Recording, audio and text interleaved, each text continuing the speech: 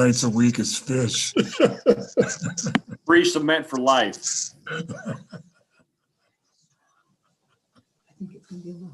Good. Thank you very much.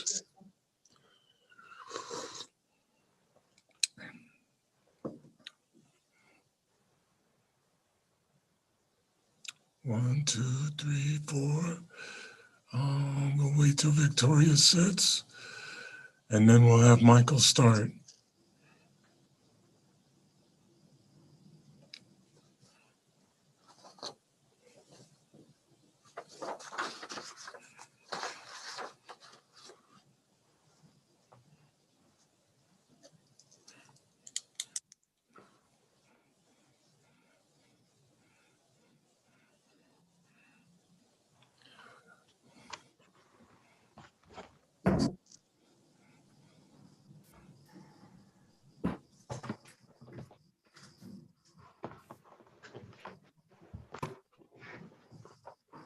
Okay, whichever representative from CEMEX who would like to start can start the workshop, and we'll start going through this meeting. Maybe we should start with introductions of CEMEX guests. Yes. I can start with that. Hi, everybody. I'm Michael Clausen. I'm the Corporate Social Responsibility Specialist. I know a few of you on this call. We've met personally for other matters besides this, whether it's Lions Volunteers or we've been on volunteer projects in town. So that's me. I'll pass it on to either Scott or Uwe. Yeah, I'll go next. My name is Scott Harkis. I'm the environmental manager over at CEMEX Lions. I've been at the plant there about 3.5 years. I've been in Colorado a decade now, and my background is in environmental, obviously, but I did some soil work in my first job out of college, and then I have done air emissions for about 7 or 8 years now. And I'm looking forward to joining this call and learning a little bit more about the Lions Sustainability Committee. Thank you. Could you turn your volume up for further in the meeting? Thank you, sir. Uwe.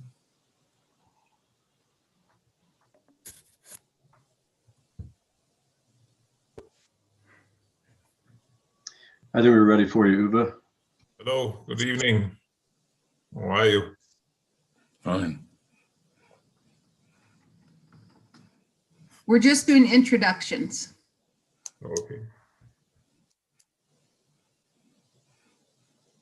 Uwe, you're the plant manager, correct? Sorry, Yes, yeah, to introduce myself, my name is Uwe Lupjun. I'm the plant manager in the CEMEX Lions plant, and but I have been with the company in different places for almost 29 years now in different places and countries.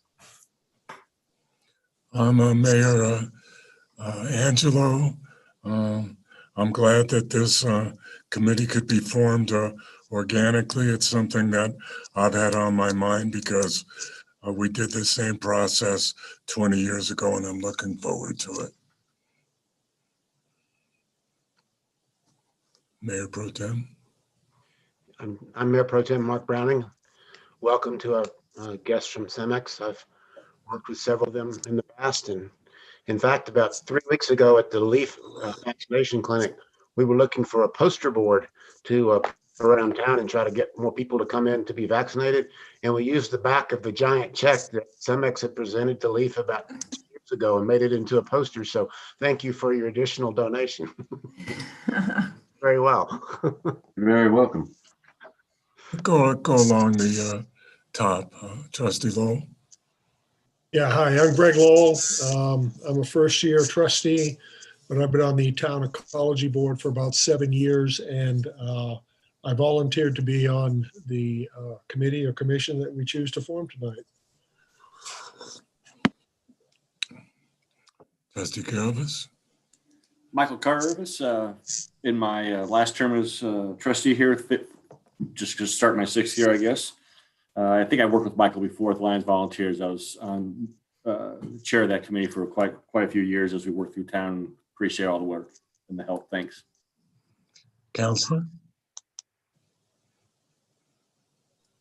So my name is Brandon Dittman with the law firm of Kissinger and Fellman. I'm the town attorney of Lyons. I'm also the town attorney of Empire, Colorado, and then I'm attorney for the Colorado Association of Municipal Utilities as well. Administrator Simonson. Hello, I know our three guests, Victoria Simonson, Town Administrator. Been here for a little over 11 years now. Looking forward to restarting up some partnerships here. So welcome. Madam Clerk? Not with us yet? She may not be. Okay, that's fine. All right, how would we like to continue? Michael, you want to make a presentation? You want to just start a discussion? How would you like to proceed, sir? Well, Michael had shared an agenda that Right. should have been in your packets tonight. It is. I could put that up on the board, or we can leave our faces here. Either one. But you should all have that. I think we all do. Okay. Um, Go Yeah, ahead, I'm Michael. fine following that, and we can just kind of work our way through it. Good. That's fine.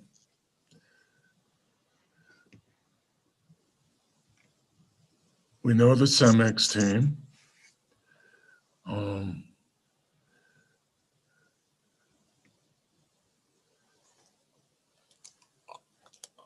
On your first point under A, are you thinking that each meeting that we have of the committee will deal in independent topics like you have listed? That's one way of going about it. That way we can, if we know in advance what we'd be discussing, we can have the appropriate person there. Good, good.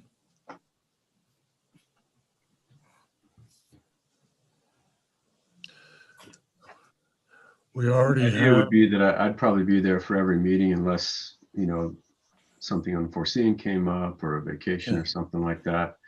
Whereas someone like Uwe might step in for me, but it would be me and another individual, and that would rotate. I think it would be nice to have that continuity. I think Mhm. that would be really important. Yeah. On our proposed community members, obviously we have somebody on the ecology board, but you also mentioned the Sustainable Futures Commission when we met, and there is a gentleman that would like to participate from that commission also.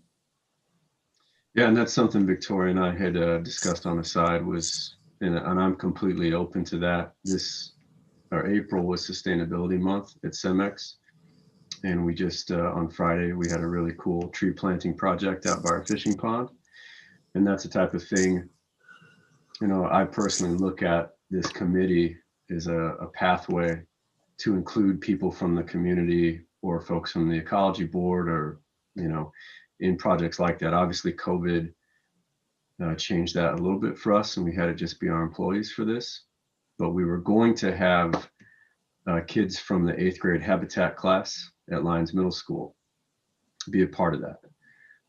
But they couldn't because of COVID, so we're looking at bringing them back for such a project in the fall. So that's just a context piece. I'm happy to include the Sustainable Futures Commission. I don't know much about it, but sustainability is a big focus for CEMEX, and I think that's only going to grow as we move forward. So I'm all in favor of that. We discussed after our last meeting or the initial meeting for this committee, we discussed a little bit internally what could be the framework, the participants, of course, that was already partially discussed by email or some opinions were exchanged. And then also we were discussing about some topics which might be interesting for the committee or for the community in general. And we thought about topics, let's say, yeah, already achievements from the past could be one thing in terms of environmental protection, emissions from the cement plant and so on, which have significantly improved over the time. And then other things, but also other things which are related to sustainability, like, for example, health and safety. Probably not many people outside of the plant know, first of all, that health and safety is really the #1 priority for Cemex as a global company, and that we are, if you measure it in terms of KPIs, lost time injury rate, that we are best in class in terms of the global building material industry. So if you compare us with other big companies, we have the lowest accident rate compared to other international companies. So there are some interesting topics, I think, which we could share. So safety would be one thing. Also, what Michael mentioned, the stakeholder engagement, the donation, supporting communities and so on, that also nature protection. If it's interesting, we can also share about projects in other places. So Cemex is doing a lot about that.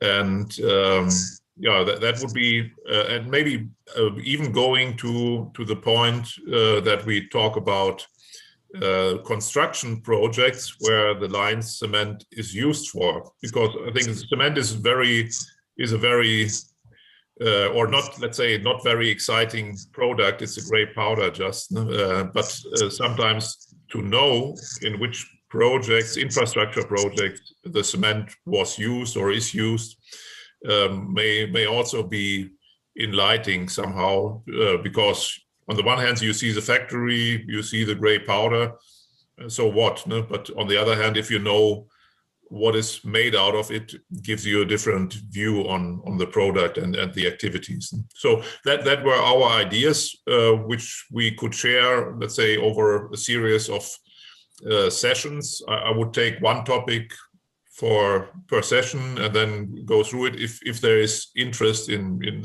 for example, in those proposals.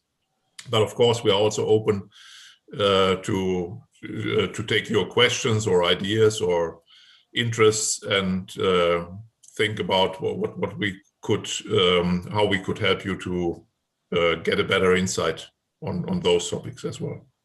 Thank you. Also, when you were talking about membership, I believe, Mayor, you were mentioning that the Student Advisory Committee wanted to have someone on here. At least one person. Okay. So Are we looking to keep this total number outside of 2 Cemex representatives at 7? Is that accurate? that's our standard, but I think before that you have to decide, is this going to be, a town, just a task force? Is it going to be a committee? Is it going to be a commission? Or is this going to be Cemex's community committee and we just happen to have some members on it? Well, there's a lot of variability in that. I think we are fairly open depending upon the parameters of that. I don't know if I love the word task force for it. I like Cemex committee. I like this to be a collaborative That's fine. proposal where we're looking for positive outcomes. We're doing quite a bit in the community here. Last year slowed us down a little bit, but I think this can be a strong year and going forward. And I'm excited to have students involved. And, I worked with David Batts with the Ecology Board previously. And we talked about quite a few projects in tandem with the school district. And they didn't quite get off the ground the way we wanted to, but the door's still open for us. So those type of things. I mean, just to answer a couple of things that are on here on proposed community members, I don't think personally, but it's a board decision, that somebody needs to live within the city limits.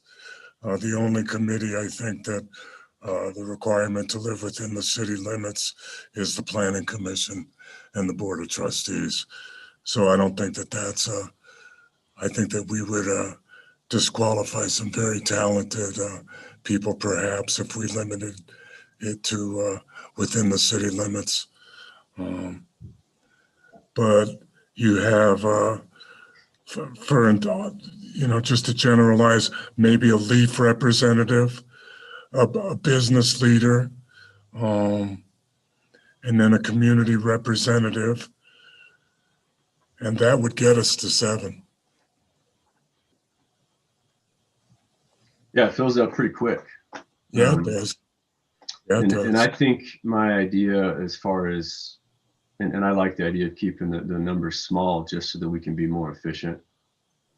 I'm okay with the idea of alternates. I don't know if that's common practice for what you guys have done before.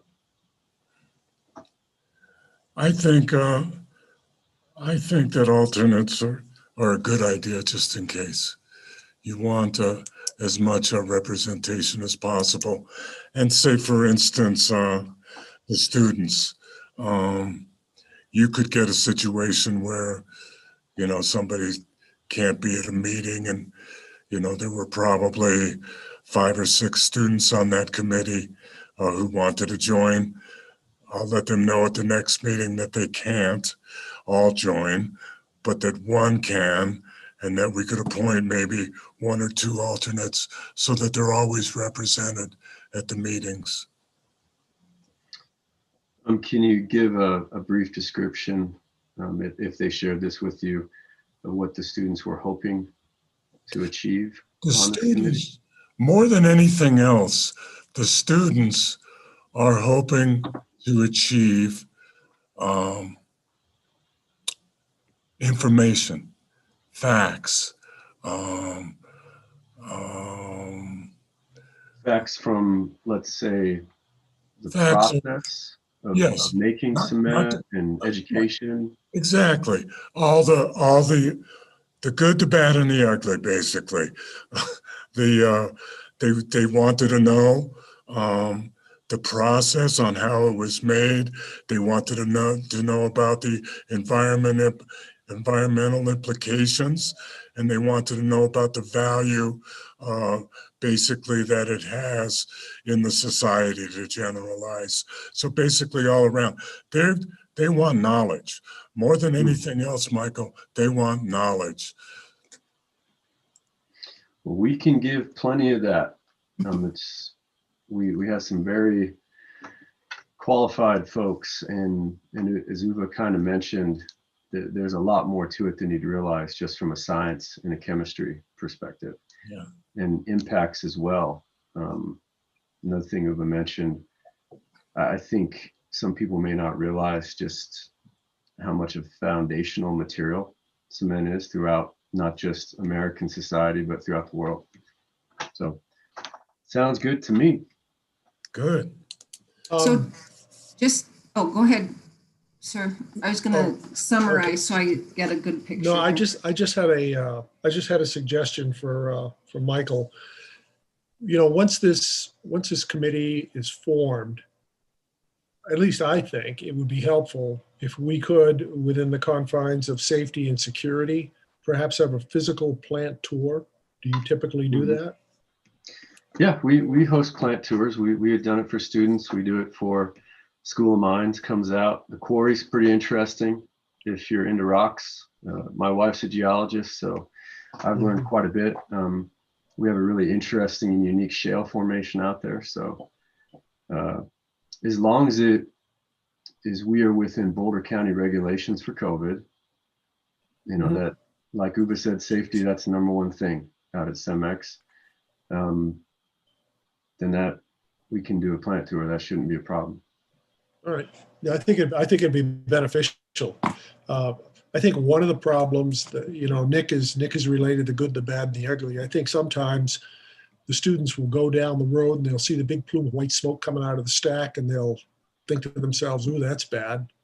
When in point of fact, I guess most of that is water vapor anyway. So, just a way to educate and to get boots on the ground and let them see the processes. So I think it would be helpful. Exactly. It's that is a misconception. It's not even smoke at all. So yeah, when we do these tours, we kind of go through an initial PowerPoint presentation in our conference room about the process, and then we move throughout the plant.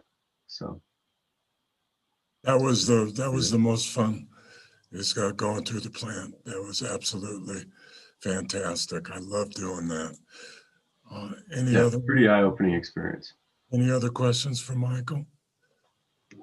Administrator Simonson, you want to recap? Yeah, I just wanted to recap what we're thinking for members before we move on. And I have to agree, I've taken the tour and it's very educational, very enlightening. Appreciated it very much. So right now I'm showing there'd be 2 CEMEX liaisons. That wouldn't be necessarily one of the 7. And then I heard Trustee Lowell say you want to be the board liaison. Okay.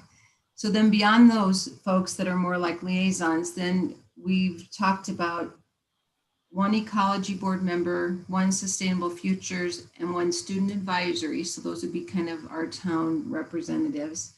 And then the school district, a nonprofit, a business leader, and a community rep. So that's 7 there. And then 2 alternates, 1 of which we'd like to be a student. That's Is that fine. correct? Yeah.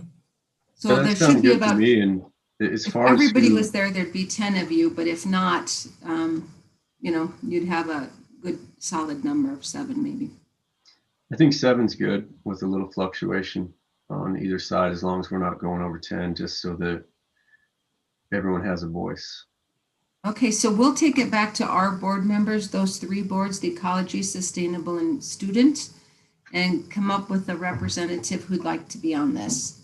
And then the others, then you want to select the school district, nonprofit, business, and a community rep?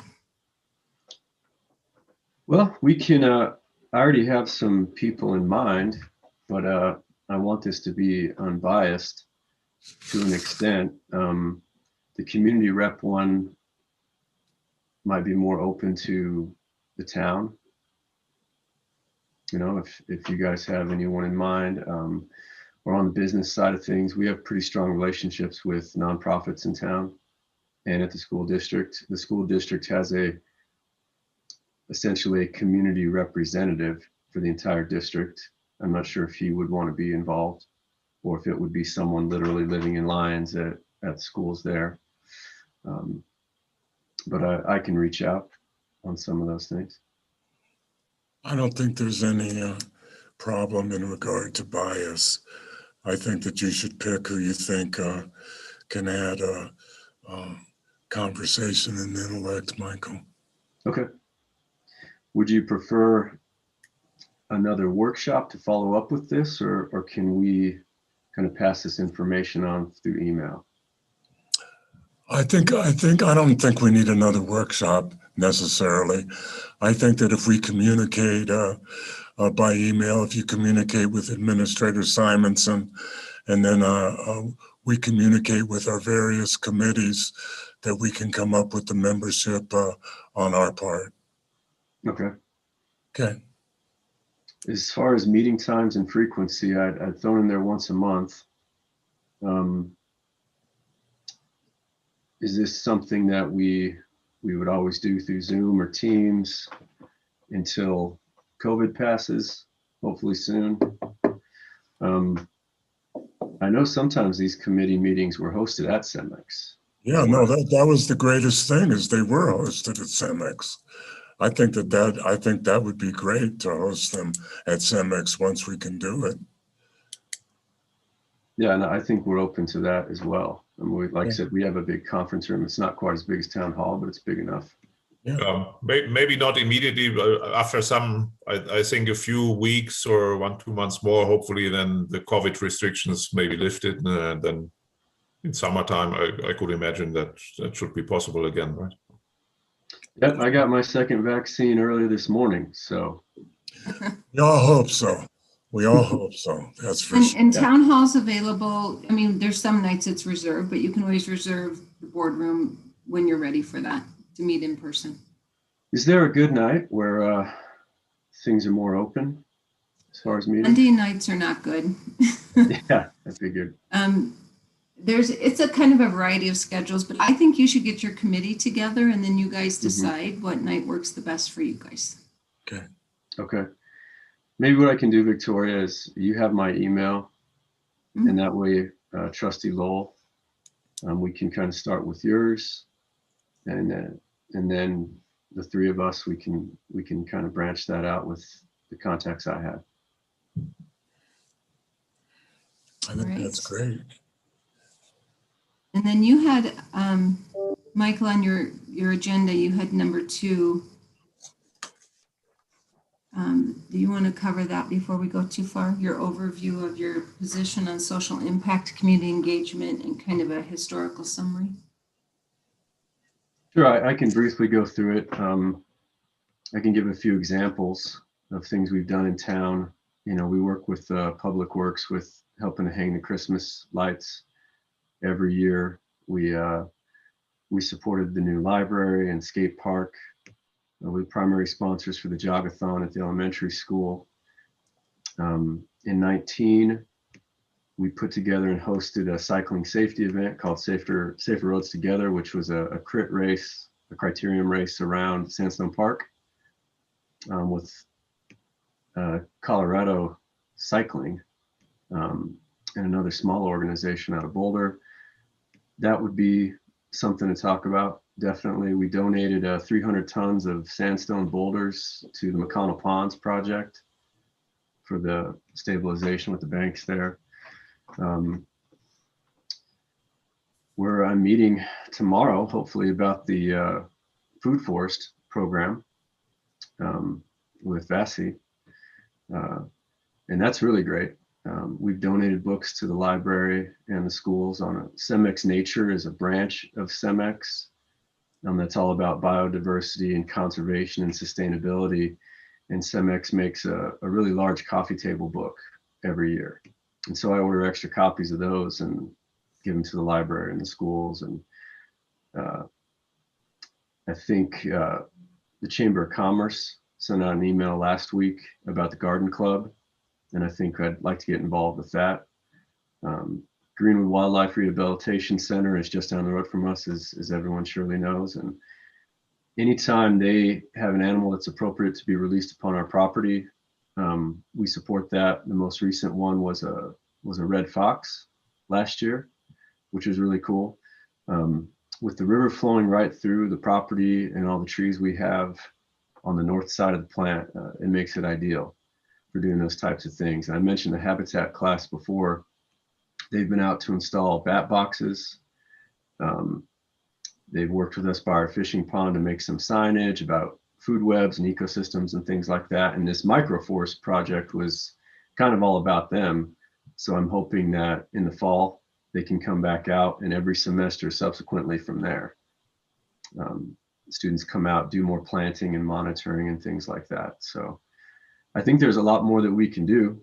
We work with Left Hand Watershed Center. We sponsor them. We also do volunteer projects. We have one here in a couple weeks up in the Calwood fire area. If that can move forward as far as a seeding and soil restoration project. So that's just a few of the things. I can add one. Yeah, sure. I can add one. I can add a substantial one. Take a walk up Fifth Avenue, all the way from the side of the coffee shop all the way around to the subdivision. CEMEX donated all the cement for that sidewalk and saved the town of Lyons $375,000. Thank you. Yeah, you're welcome. That was before our time, but I think we're all proud. Not before my time. I'm an old man. Not before my time. And we really appreciated it. So I think we feel fortunate that we can make an impact with the town, and we love Lyons. It is a special place. And there's always a need, as we saw with the truck spill that happened up above town on the way to Estes. I was speaking with Victoria about that. We have a fish pond. You know, as I said, we have the St. Vrain running right through our property. We know Trout Unlimited utilizes that area to reach right there, and that's a relationship we like to cultivate more. So we do a lot, but I think there's even more to be done. There's so many good people in this town who not only are willing to participate, but they do so. It's not just lip service. So I think we'd like to do more, and particularly this year, after last year, I think everyone's raring to go. And not even only, let's say, donations and volunteering or funding. That's one thing, but maybe also not many people are aware that we are we're not maybe cooperating is a little bit too far at this moment, but we are we have a good relation to the hygiene fire department, which has a exercise area on our territory, so where they can do fire exercises. And looking at the wildfires last year, we are also now, I'm not sure what is the progress of those discussions, but we are now also in discussions with the hygiene fire department if to clarify if they could take advantage of our especially big water truck from the Dow Flats quarry. So we have a quite big water truck there, which could easily, let's say, spray water, wetten areas to create barriers in cases of wildfires. So that's also something not immediately visible, but I think could also be an important contribution to not only sustainability or safety of the town itself or the inhabitants itself. Thank you. Does anyone have any questions for us in regards to that community engagement?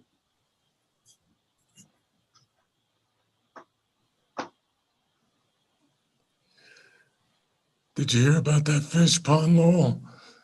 Yeah, the Okay. ecology piece is one I'm excited to talk about. Yeah, all right. Mhm. Is there, Michael, you had mentioned that CEMEX, I don't know if it's international or at least nationally, has this community committee framework. Is there a defined role and purpose for them, or is that something that you feel like we should define locally? So every plant, and it's more prevalent in Mexico, in Europe, and in Central and South America. It's a bit newer here in the United States.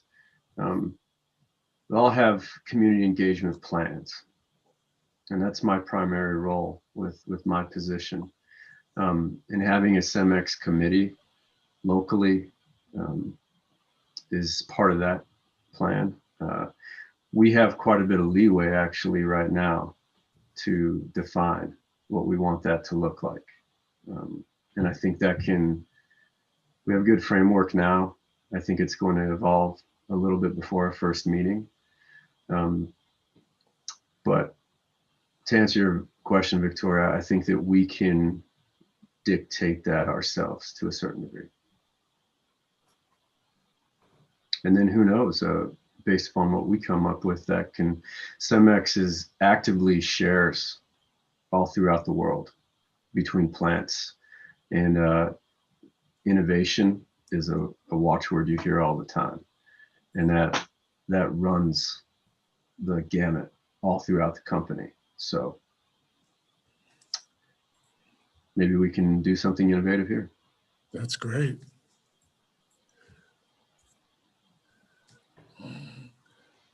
Time commitment? Yeah, so I threw out there 6 months to 1 year. Yeah. These years fly by faster and faster. So I think I'm open for either of those. I think if you're a stakeholder here in town and you're engaged, I wouldn't think 6 months to a year is too much. I think a year would be fine. Yeah, I'm fine with that. And I just don't know honestly, because there's so much information, especially in the first few meetings, whether it's feasible to get everything understood and goal setting and things like that in an hour. It might take a little bit longer, just to be honest with you, sir.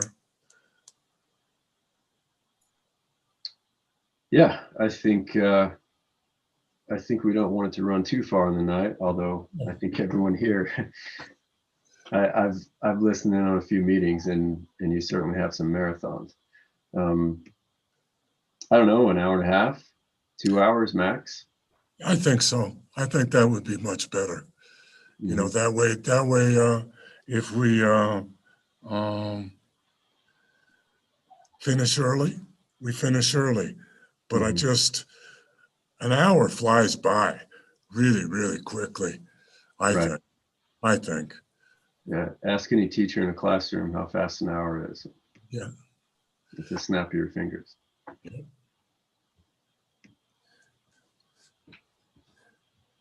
Well, speaking of that, we only have about 10 more minutes for this group. So before we are going to our other topic on our agenda tonight.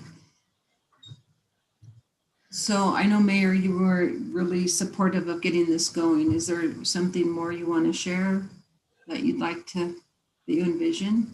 Well, I think that I would have to defer to council on how to set this up technically within the town, but I was advised that it would perhaps just be an ad hoc committee. And for all intents and purposes, it's a CEMEX Lions Community Committee. And we'll have our official representative from the Board of Trustees, and we'll have committee members of our various committees. And I think we should go ahead with that format. Counselor? Thank you, Mayor. I would definitely advise against it being, a permanent commission of the town of Lyons, because I don't think it serves that purpose. There's no really decision-making items, more of a means for communication between the company and the town. And so I would definitely advise against that approach. If it's going to be a town committee, then I think we need to probably form it via resolution to do the ad hoc committee, which can be done pretty simply at another meeting. But if it was a CEMEX committee and that we just have members on, then of course we wouldn't need to do that either. And so it's really up to the board whether it wants to be a town committee or whether it's a CEMEX committee, and that will determine the pathway by which the committee is formed. And we make that decision at a board meeting, correct, Counselor?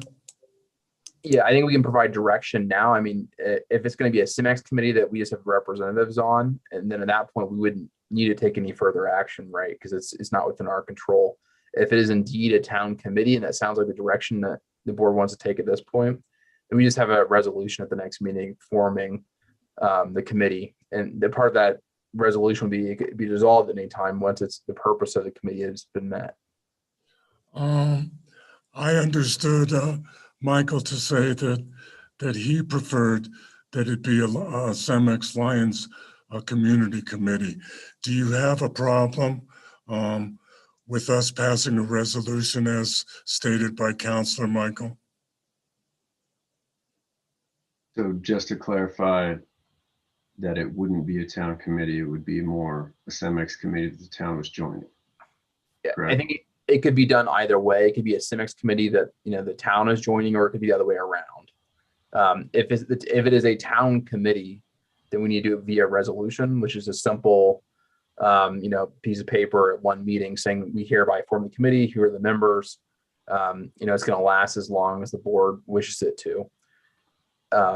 That's one option. The other option is a CEMEX committee, and we assign members to that committee. At that point, there's no need for formal documentation on the town's part. I think the end result is the same. There's no really legal difference other than whose committee it is, more or less. Mm-hmm.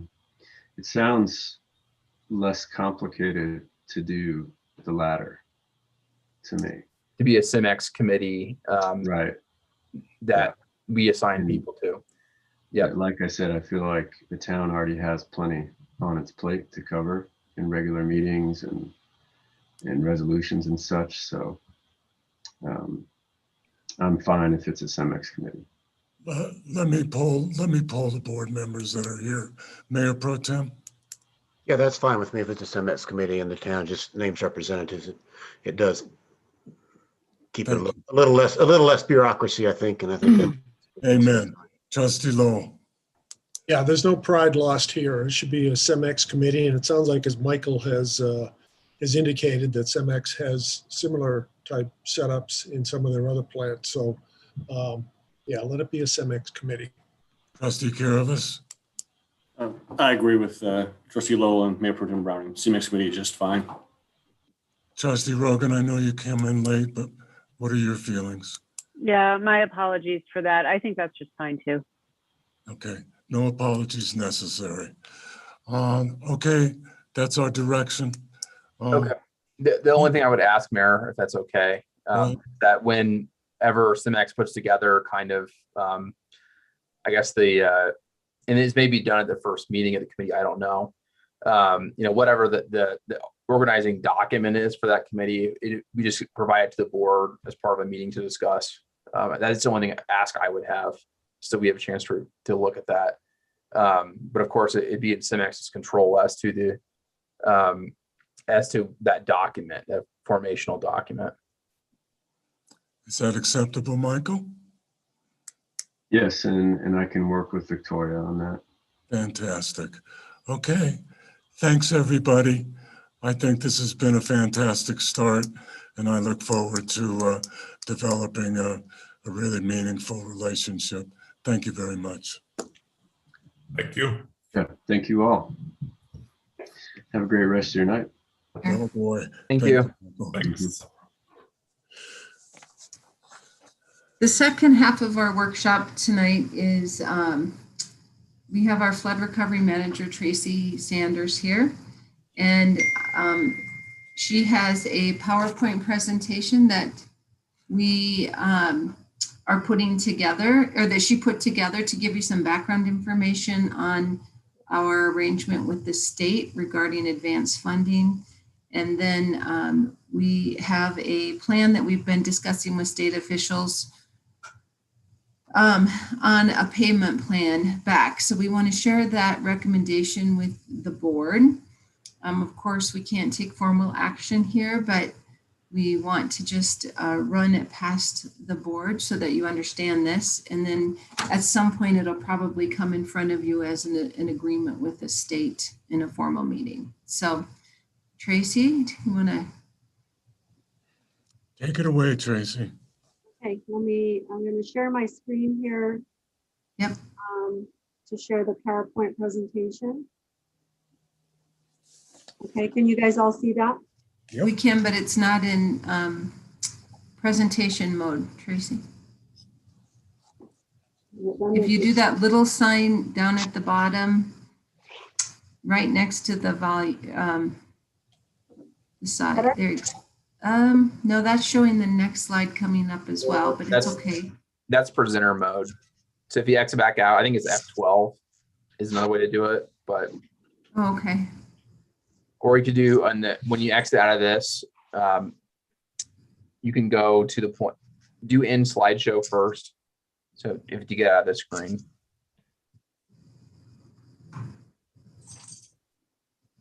So in the upper left-hand corner, it says show taskbar, display settings, in slideshow. If you click in slideshow, it should take you out of this.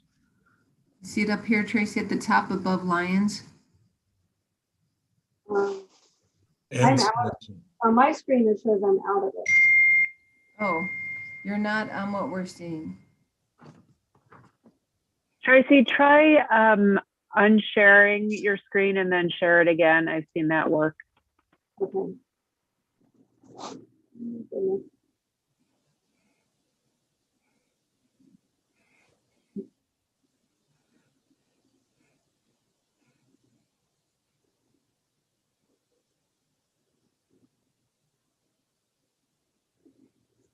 Well, I think we'll just have to leave it there.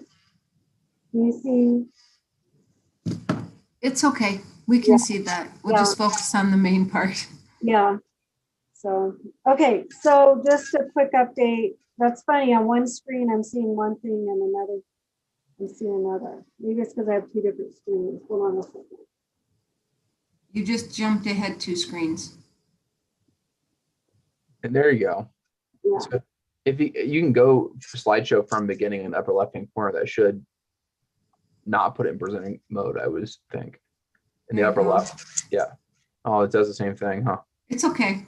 Go It's ahead. fine. because I have two monitors. I have one thing on one monitor. For some reason. You may be able to do it in display settings in the upper left. If you could click down on that and see where it says display settings. Yeah, click on that. You can, there you go. Is that There you better? go. There. Yeah, there we got it. Right. Okay, all right, so to give you a little check-in before we talk about the advanced funds, just a little summary, we've received 70.7 million of total funding to date. Of that, 6.57 million is from grants. We received 105 grants. That's federal grants, state grants, local grants. So it's all the funding we received to date. We've received 5 million, just over 5 million in insurance proceeds. We will be receiving a final payment anytime now, and we'll be closing out that insurance claim. And these numbers do not include any donations we've received. So we've expended to date 65.7 million, and we've been reimbursed about 57.3 million. So right now, where we're at today, we have around 6.2 million of recovery projects to complete this year. So of that, we still have about 5.3 million to expend, and we've expended about the 6.57 million to date. The recovery projects that we have to finish this year, we have the 2nd Avenue Bridge. It's estimated to be completed June 30th or sooner. Red Hill Gulch is a stormwater project in Bone Park, will be completed by fall of 2021. We have a backup power project for the Public Works Building and 2 lift stations, and those will be completed in fall of 2021. The outfall final connection of the new outfall line actually will be completed in the next couple weeks. So this date is not correct. And then we have the 4th and Evans Head Bridge, which is scheduled to be completed by spring of 2022. So when we started this recovery, we received all these grants from state and federal agencies. These agencies did not give us those funds. All of these programs are a reimbursement program. So you have to expend the money, then after you expend it, then you submit for a reimbursement. So every year since the flood, we have been doing about $10 to $15 million of infrastructure projects per year. So that is in design and construction. So there really wasn't a way for the town to be able to cash flow that much every year. So we went to the state on 3 different occasions, letting them know that we needed additional funding to cash flow until we get reimbursed. So they agreed to advance us $9.5 million to help us, to assist us in cash flowing these projects. And the purpose of the advance was to allow for cash flow for all recovery projects. It's not just for FEMA, it's for any funding that we had for recovery. It also covers any costs that we have to carry until closeouts are complete by the funding sources. Some funding sources, some grants require that we have a match. And so this advance also covers until we can collect our match, which usually is after a closeout is complete. They have made it clear that we cannot use this advance funding for any ineligible costs. And now that the state has come to the town and they are ready for us to start paying back this $9.5 million of advance funds. So just to go over briefly how the two main funding sources that we've used is FEMA and CDBG. I just wanted to explain how that process works. So FEMA, they cover 75% of your project costs. The state covers 22.5%, and then the town has a local share of 2.5%. And we have, with FEMA, you have permanent projects and temporary projects. So for temporary projects, we have our local share covered through one funding source, which was actually through donations and volunteer work, or in-kind work is more appropriate term to use for that. And then for permanent projects, we received, it's kind of complicated, but we covered that through CDBG and the state. But the state is holding our local share. We don't have that money. The state's holding it. So when we submit a FEMA project for closeout, the state will review what we're submitting for closeout before it goes to FEMA, and they withhold 10% of the project costs. Then FEMA will review the project, and then they'll make a final review and approval, and then the 10% will be released. Then after that's done, then the local share can be recovered by the town for our portion of FEMA projects. This project process could take 2 to 4 years to get through. I have submitted, I think we have about 15 to 18 projects that have been sitting in closeout with the state for a couple years now, and they haven't been submitted to FEMA yet. So this is a long process. So with CDBG, it's completely different. All reimbursements are reviewed and paid in full. There's no withholding, and once you close out, you receive all your funding, and there's no local share or match for any of the CDBG funding. So it's really FEMA that is the long process for getting all the final reimbursements. So the current challenges we have is the FEMA closeout takes 2 to 4 years or 4+ years. We still have projects that we need a cash flow for 2021. The state is holding our match, which you cannot draw down until FEMA completely approves and close out a project. But the state's wanting their 9.5 million back. And then we do have a little over, and this is just a estimated number that isn't, until all projects are completed closeout, we don't know the true number, but right now our ineligible costs, which are usually costs that fall outside of the scope of work, is about a little over $1 million. And so to date, we have closed 18.2 million. That's all funding sources, all grants. This isn't just FEMA. And then we have 14.7 million sitting, waiting to be closed out. And we have 34.5 million ready. Some of it's still, it's ready to be submitted for closeout, or they're ongoing projects.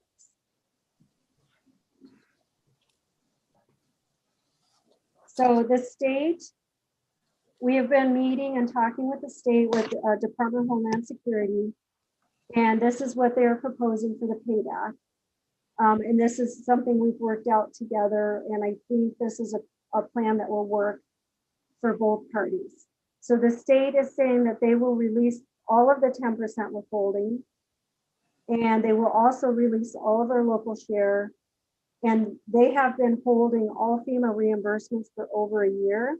So they said they are willing to release all of those and release all final payments for all FEMA projects. If they can do that, because right now we're using that advance money to cover all of these costs.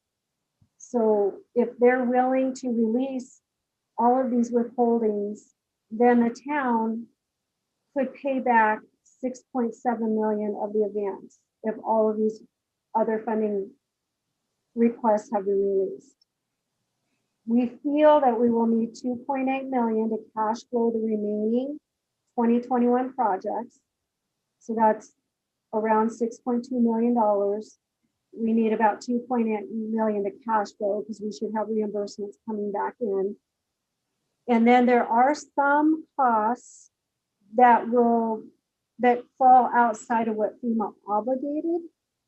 And so we'll need some of that money to cash flow until FEMA does their final review to pay those final expenses that fall out of the project, what they call obligation. So we're proposing that we can pay back, and this is, I should have updated this slide, pay back 2.3 million in Q1 2022. If all reimbursements and all closeouts and match, if everything's received, then we should be able to pay back the remaining 2.3. And we still will need about $500,000 to carry out for any expenses that fall beyond the grant, the FEMA obligation. And then that would just be paid back as FEMA does the closeout and makes final payment to us. So it's a very, you got to wait for your reimbursement to pay back. So it's a very somewhat complicated process. To address the ineligible costs, we have a little over 1 million right now to date. The town has applied almost 850,000 of their set aside funds towards the 1 million of ineligible costs. We do have a DEF, which is a disaster emergency fund grant through the state of 344,000 to help cover any additional ineligible costs. It is the town or the staff's recommendation that we should continue to do the town set aside for any future ineligible costs, because once FEMA does their review, they could deem portions of any project to not be eligible for reimbursement in the end. So it's probably a good idea if town continues to do that set aside. The state has informed us that with all other closeouts that they've been doing throughout the state, that their ineligible bucket has been less than 1%. So that's really good. And then there's just other ineligible costs that weren't even part of FEMA projects that have come up that just didn't fall within any funding source. So it's just a good idea, I think, if we continue our set aside. We've talked to the state about clawback. They don't seem very concerned about that. I think because when they're going through closeouts with FEMA, that the ineligible bucket is less than 1%. So I think that they feel like we're submitting very substantial packages of everything we need and that we're following all the FEMA requirements for funding. And then just to end the presentation, just to inform the board of upcoming projects that are not flood related in this year and next year. We do have a Broadway improvements project that will be funded through CDOT. We have the trail extension that goes from McConnell Drive to Highway 36. That will be another CDOT project.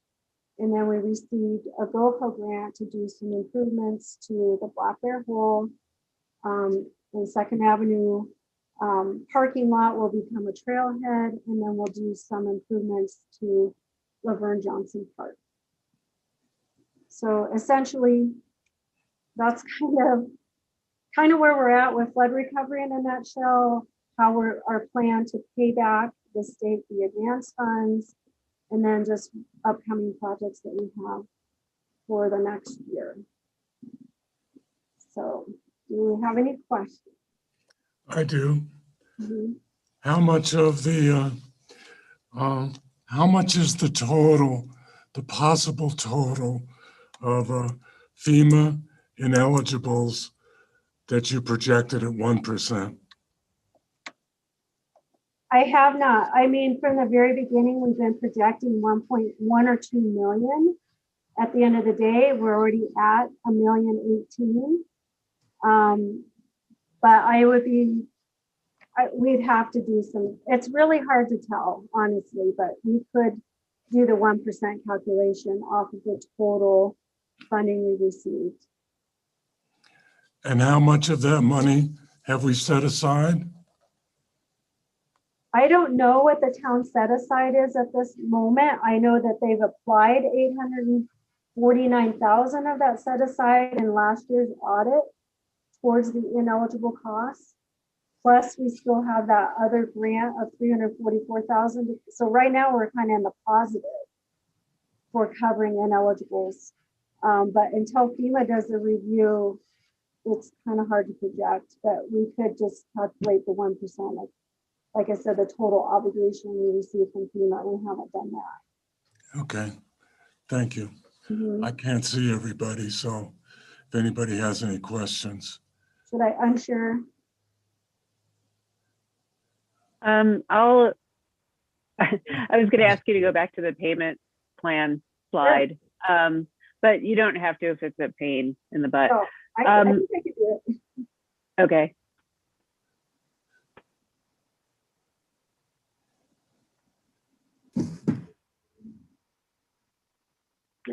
Great, thank you. So this proposed plan is something that all the parties agree would be would work. Are there any potential drawbacks that you see to this plan for the town? I don't see any drawback. I think that we won't pay back until that money comes in. So if it comes in, we'll send a check out. Comes in, send it. That way we have a good paper trail too to show that we paid this money back. This is not set in stone though. Michael Haney with Department of Homeland Security will be, well, he's already proposes to Director Klein, the Director of Homeland Security, and he is open to this plan. So I have a call with him Wednesday, and if all parties agree, they'll write a memo and they'll ask the town to sign that memo. But I don't see any drawbacks as long as we can have the 2.8 to carry us through the first quarter. I think we should be okay. Okay, that's great. Thank you very much for this presentation. Really appreciate all the detail. I appreciate you making it easy for me to understand. So thank you. Sorry, it is a lot. So I'm glad I made it easy because it's hard to explain all the ins and outs of all of it. So, Are there any other questions for Tracy?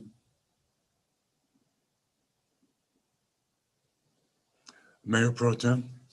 Yes, Tracy, have there been any unanticipated, major disallowed expenses since budget time last year? I mean, there's some things we knew about. We knew they weren't going to reimburse everything for the Second Avenue Bridge, right of way and easements and that sort of thing. But have there been any surprises since we went through it all at budget time last year? Any big ones? no, really, there hasn't been any. There, like this year, it was the easement negotiations and stuff. That's not going to be covered, and whatever we gave those private property owners, that's on the town. And in the past, it's been like in the very beginning, we had to rent a lot of equipment. If you can tie back the hours exactly to a project, it just wasn't eligible. So there's a lot of cost there. But every year there's some, and then like running the wastewater treatment plant in the beginning, there's overhead costs with that. They don't cover overhead costs. So it's just been more things like that. Every year you have a little bit here and there, that's just not eligible, but nothing major that we have, not like we have a whole project or anything that isn't going to be eligible. So that's good. That's a no news is good news situation, I think. And the other thing on one of your latter slides, there was talk about further improvements in Laverne Johnson Park. What are those? They're just going to do, I think they're going to do for the kiosks, I think they were going to do solar And then I think they're gonna do some improvements to some of the camping spots. Okay. And I feel like there was one other thing, but just some minor improvements for the park there. That includes adding those additional camping spots we've talked about. Yes. Thank you. I appreciate it. Further questions from the board? Did you have something to add, Administrator Simonson? I just wanted to just mention that I think probably, well, first of all, I just commend Tracy and her team for, this is a very, very complex, long-term item, and she's really handled it well. I think our biggest, obstacle moving forward is going to be educating and bringing a finance director up to date on how all this is going to work and how it all, just educating them. This is, and to get through the audits that will be coming in years in the future. So I think that's one of our biggest challenges, as well as Tracy, we didn't really mention it here, but we have put in a request to continue our staffing through this year. And Tracy, I don't know if you want to touch upon that.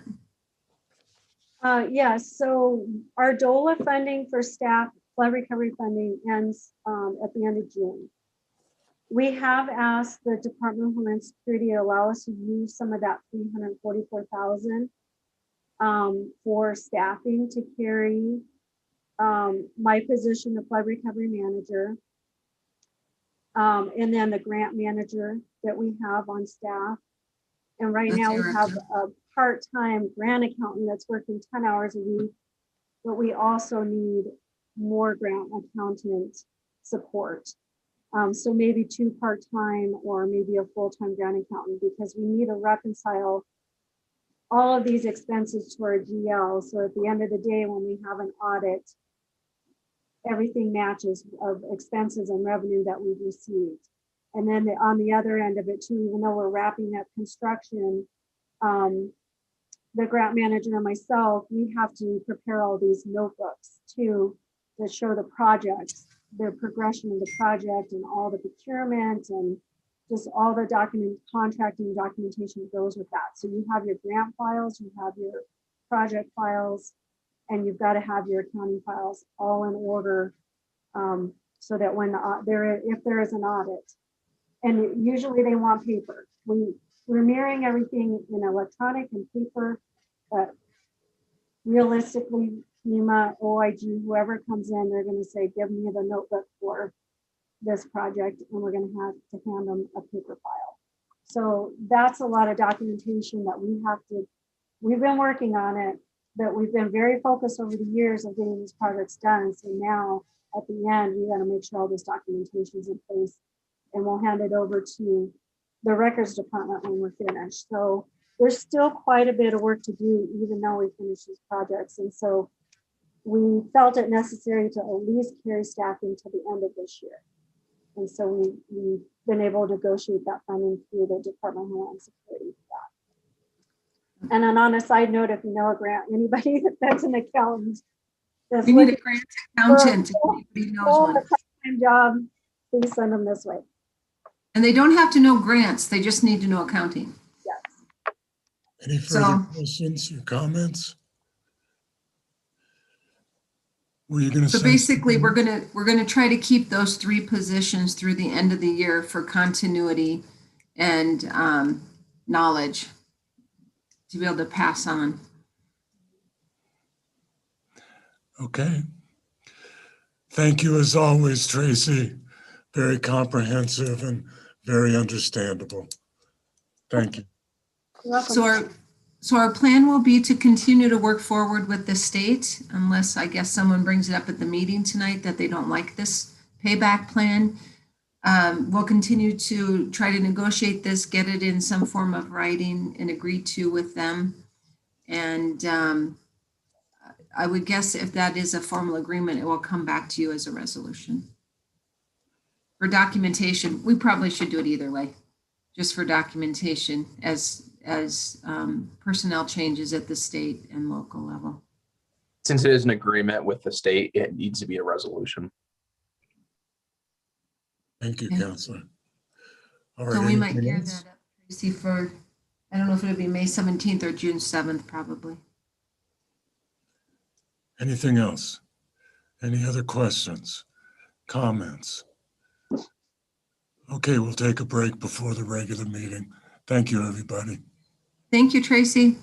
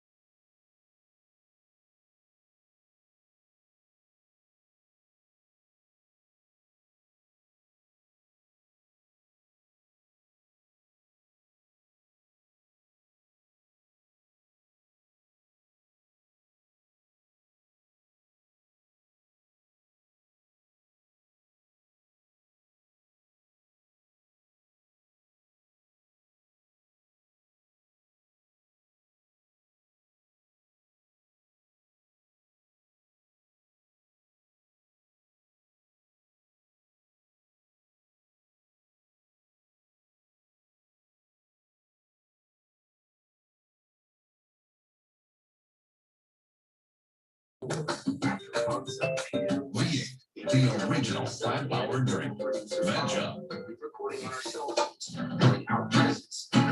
You said you'd never get a dog. You said you'd never do a lot of things. But you never know what a dog can do for you. And with Resolve, you never worry about the mess. Love the love. Resolve the mess. Not everybody wants the same thing. That's why I go with Liberty Mutual. They customize my car insurance so I only pay for what I need. Because I do things a bit different. What, teddy bears? What, teddy bears? Yeah. Only pay. You're not on mute, so we're in your TV. You never leave the house without your loves. Or your big dad energy. Because when you see a leaky situation, you have loves ready for that pro-level leak protection. Loves. Hey, Jerry, this is Mark. Yeah. I think the mute is off. If you put the Rockies game on, it'll be okay, but otherwise, probably need to mute it.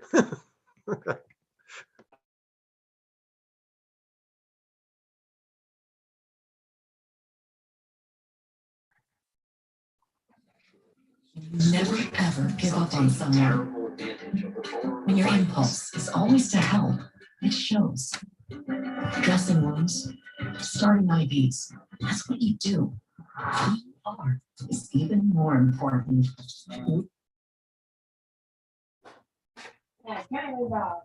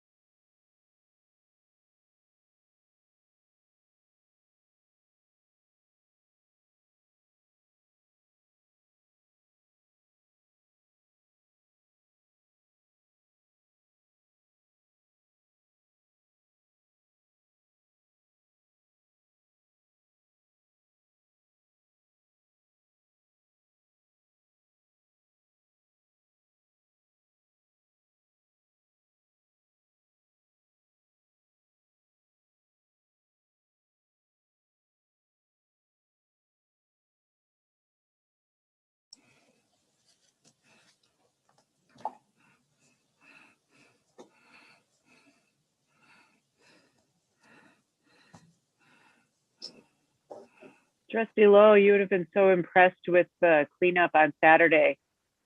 Just the Mayor Pro Tem Browning was there too. Just the vast amounts of stuff we were able to gather. It was really Yeah, I incredible. Yeah, I would have gone myself, except I'm not fully healed yet, if you get my drift. But yeah, no, I saw the pictures on Facebook. God, there was a lot of people there. Who got the most interesting piece of garbage? Was there a prize given? I don't think that's been determined yet. And I found something. I was with a 7-year-old friend of mine. Oh boy.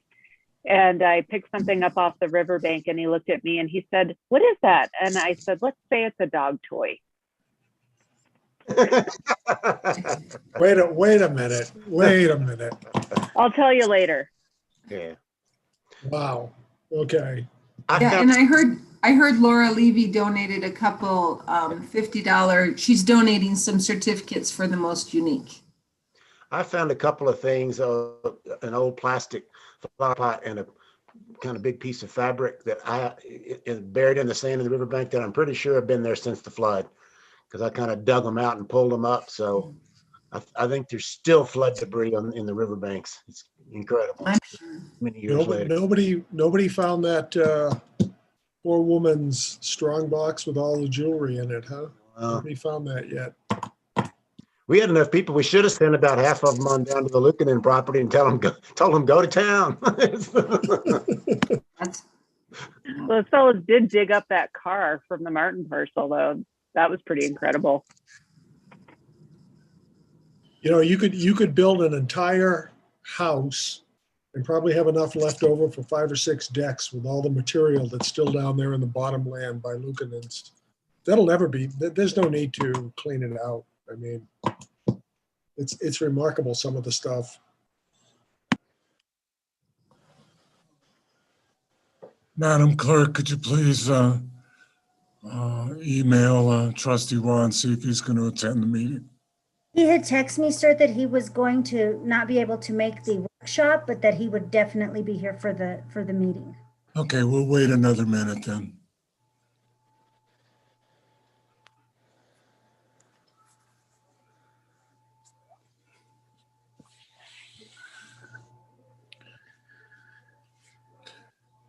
I put in a plug for you, Lowell, on that fishing pond on Cemex. Is there really a fishing pond over there? Oh, and I bet it's deep too. I looked at it when I'm standing up on the ridge looking down at it. I thought it was some sort of a spoils pond or something. It's fairly large. Yeah. It's a great spot, and there's a lot of deer and elk back there too. So if I'm on the committee, can I get a tag for that land? Yeah, I don't know the secret password, but I hear it's great. Talk to the manager. That's all you got to do. There you go.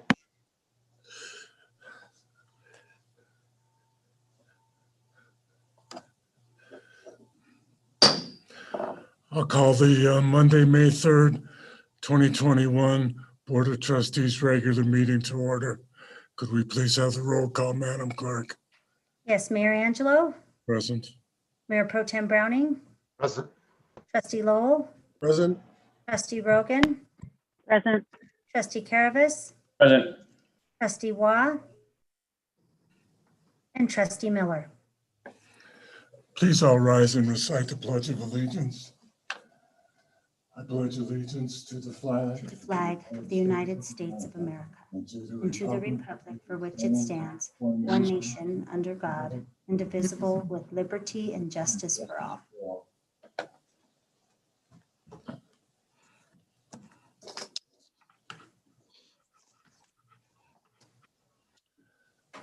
This is the time that we take for a reflective moment of silence. And I'd like to dedicate this moment to our past mayor, Glenn Kleppel, who passed away this week.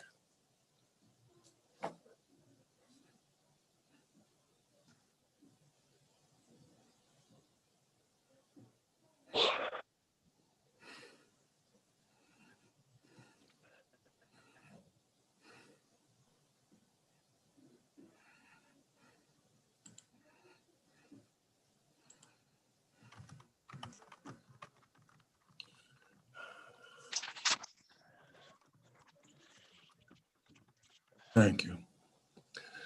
I served with Glenn Kleppel on the BOT as a fellow trustee under Mayor Francis Brackett and when Glenn was mayor of Lyons. Glenn had the vision to help approve funds directed toward the formation of the Recreation District Senior Center concept. It wasn't successful. I think we were about 20 years ahead of our time. Rest in peace, my friend. Do we have a motion to approve the agenda? So moved. Do we have a second? Second. Would anybody wish to amend the agenda? Yes, Mayor. Go ahead, sir. I would like to amend the agenda by adding an item 3 under general business, and that item would be discussion and direction regarding letter of intent to participate in Boulder County Hazard Mitigation Plan. Do we have a second? I'll second that. We have a motion and a second as stated by Mayor Pro Tem Browning. Any discussion? I'll This- call. This Go was ahead. brought to my attention by the staff today at our agenda meeting, and this is something that's needs an expedited letter, and I think it's anticipated that we'll do a ratification of it by resolution at a later meeting, but this is something that needed quick attention, so that's why I'm moving to add it. Thank you, sir. Any further comments? I'll call for the vote. Mayor Angelo, Aye. Mayor Pro Tem Browning, Aye. Trustee Rogan, Aye. Trustee Waugh, Aye. Trustee Caravas, Aye. and Trustee Lowell. Aye. Motion passes unanimously. For the record, Trustee Waugh is in attendance, which is wonderful. Now is an opportunity for anybody in the public that wishes to address their governing body to do so. Mayor, we need to vote on that was a vote on the amendment. We need to vote on the. I'm sorry. We need a motion to approve the agenda as amended. I think we had a motion, so. We have a motion and a second, yes. Okay, then we'll vote on that. All right, Mayor Angelo, Aye. Mayor Pro Tem Browning, Aye. Trustee Lowell, Aye. Trustee Rogan, Aye. Trustee Waugh, Aye. and Trustee Caravas. Aye. Passes unanimously. Now we'll move on to audience business. This is an opportunity for anybody in the audience to address the Board of Trustees. Yeah, hold it. Yeah. Okay.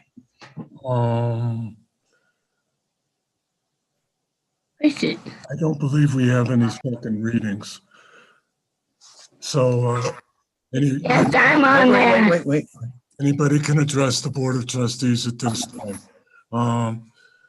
Mrs. Johnson, please state your name and address for the record. Okay.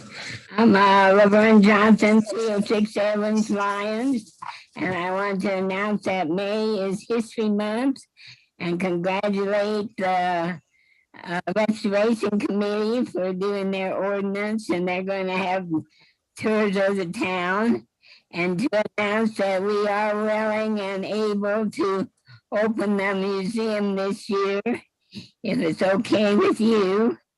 And we will open June the 1st and be open every day through October 4th.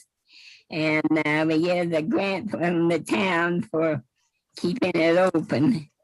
And we'll do the social distancing and have them wear a mask and watch there won't be any big crowds. And on July 1st, the first concert, we're going to do Mr. and Mrs. Good Old Days, since we won't have the good old days. And also celebrate those that graduated who are from pioneer families. So thank you. Thank you, Mrs. Johnson. Would anybody else in the public wish to address the Board of Trustees at this time? Madam Clerk?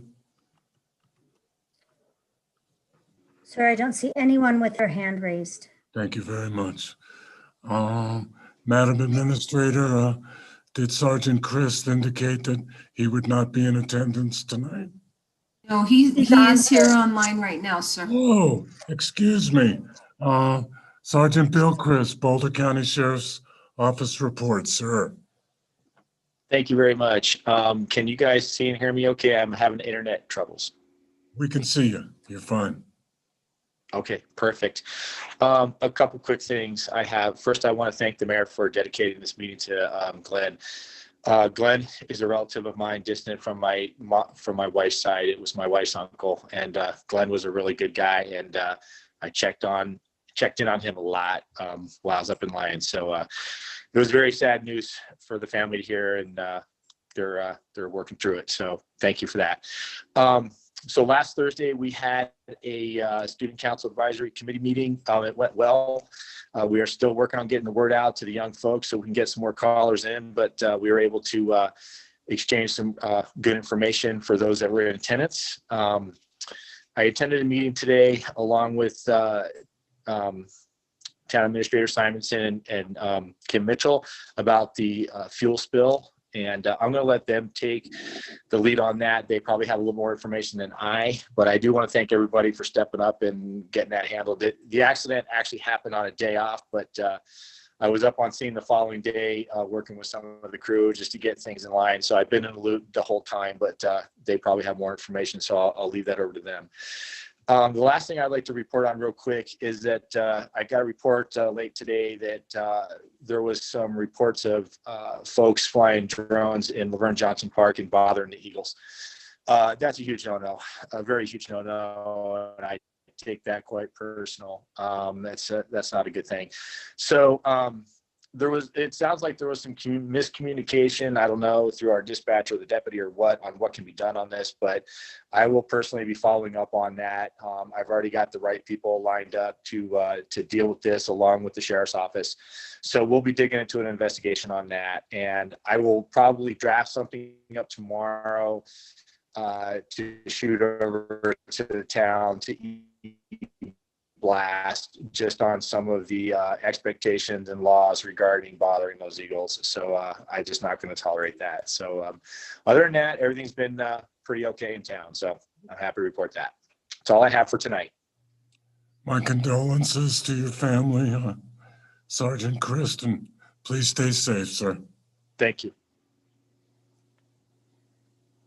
Trustee reports. Trustee Lowell. Yeah, thank you, Mayor. The Ecology Board meeting was on April 20th. The big topic of conversation was the possibility of a community garden. In point of fact, the Ecology Board drafted a resolution. That should be showing up at Town Hall and on our trustees' desks here shortly. But in a nutshell, they basically were asking for town support of a community garden, similar to what we had over in Bone Park some years ago. They're also requesting the Christmas house site as a possible site for the community garden. I indicated to them that we had heard from the representative from the food forest and briefed them on the issue of water being supplied by the town, as well as insurance costs.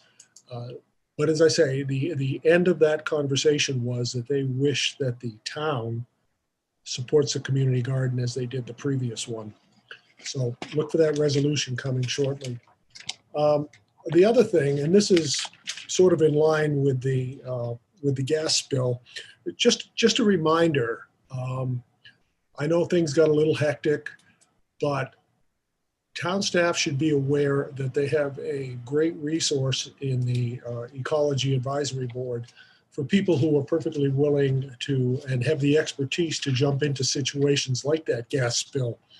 You know, I look at the lineup on the Ecology Board, and I look at somebody like Dave Batts, who owns his own environmental engineering firm. And of course, we've got Professor Bob Breckenridge, who has a PhD and was the founder of the Dartmouth Flood Observatory.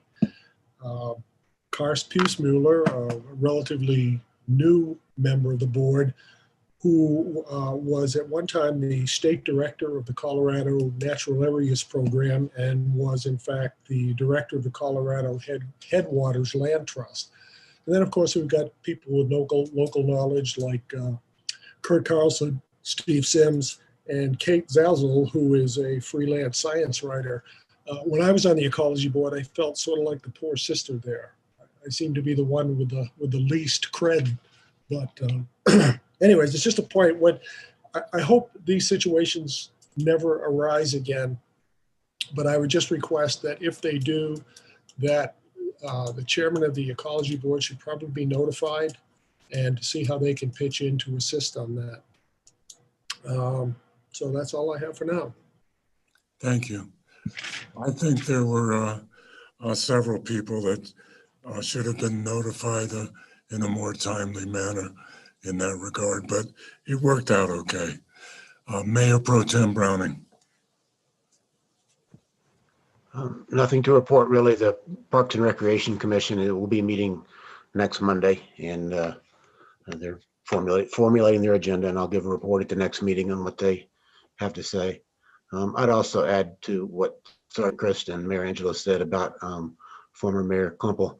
He was one of our Leaf Meals on Wheels clients, and I got to know him that way just by being with him week after week. And he was an interesting guy, had a lot of history in Lions, and seemed to always have a very good attitude for somebody who was in their later years and limited mobility and everything. Was always very appreciative and thankful of the support he got from the community. And he's a good example actually of what Leaf and the Meals on Wheels program and the town senior citizens programs do here. They allow people to live independently for a long time in their later years who otherwise would probably have to move out of town and go somewhere else. And he was an interesting guy. I'm glad we got to know him, and he'll be missed.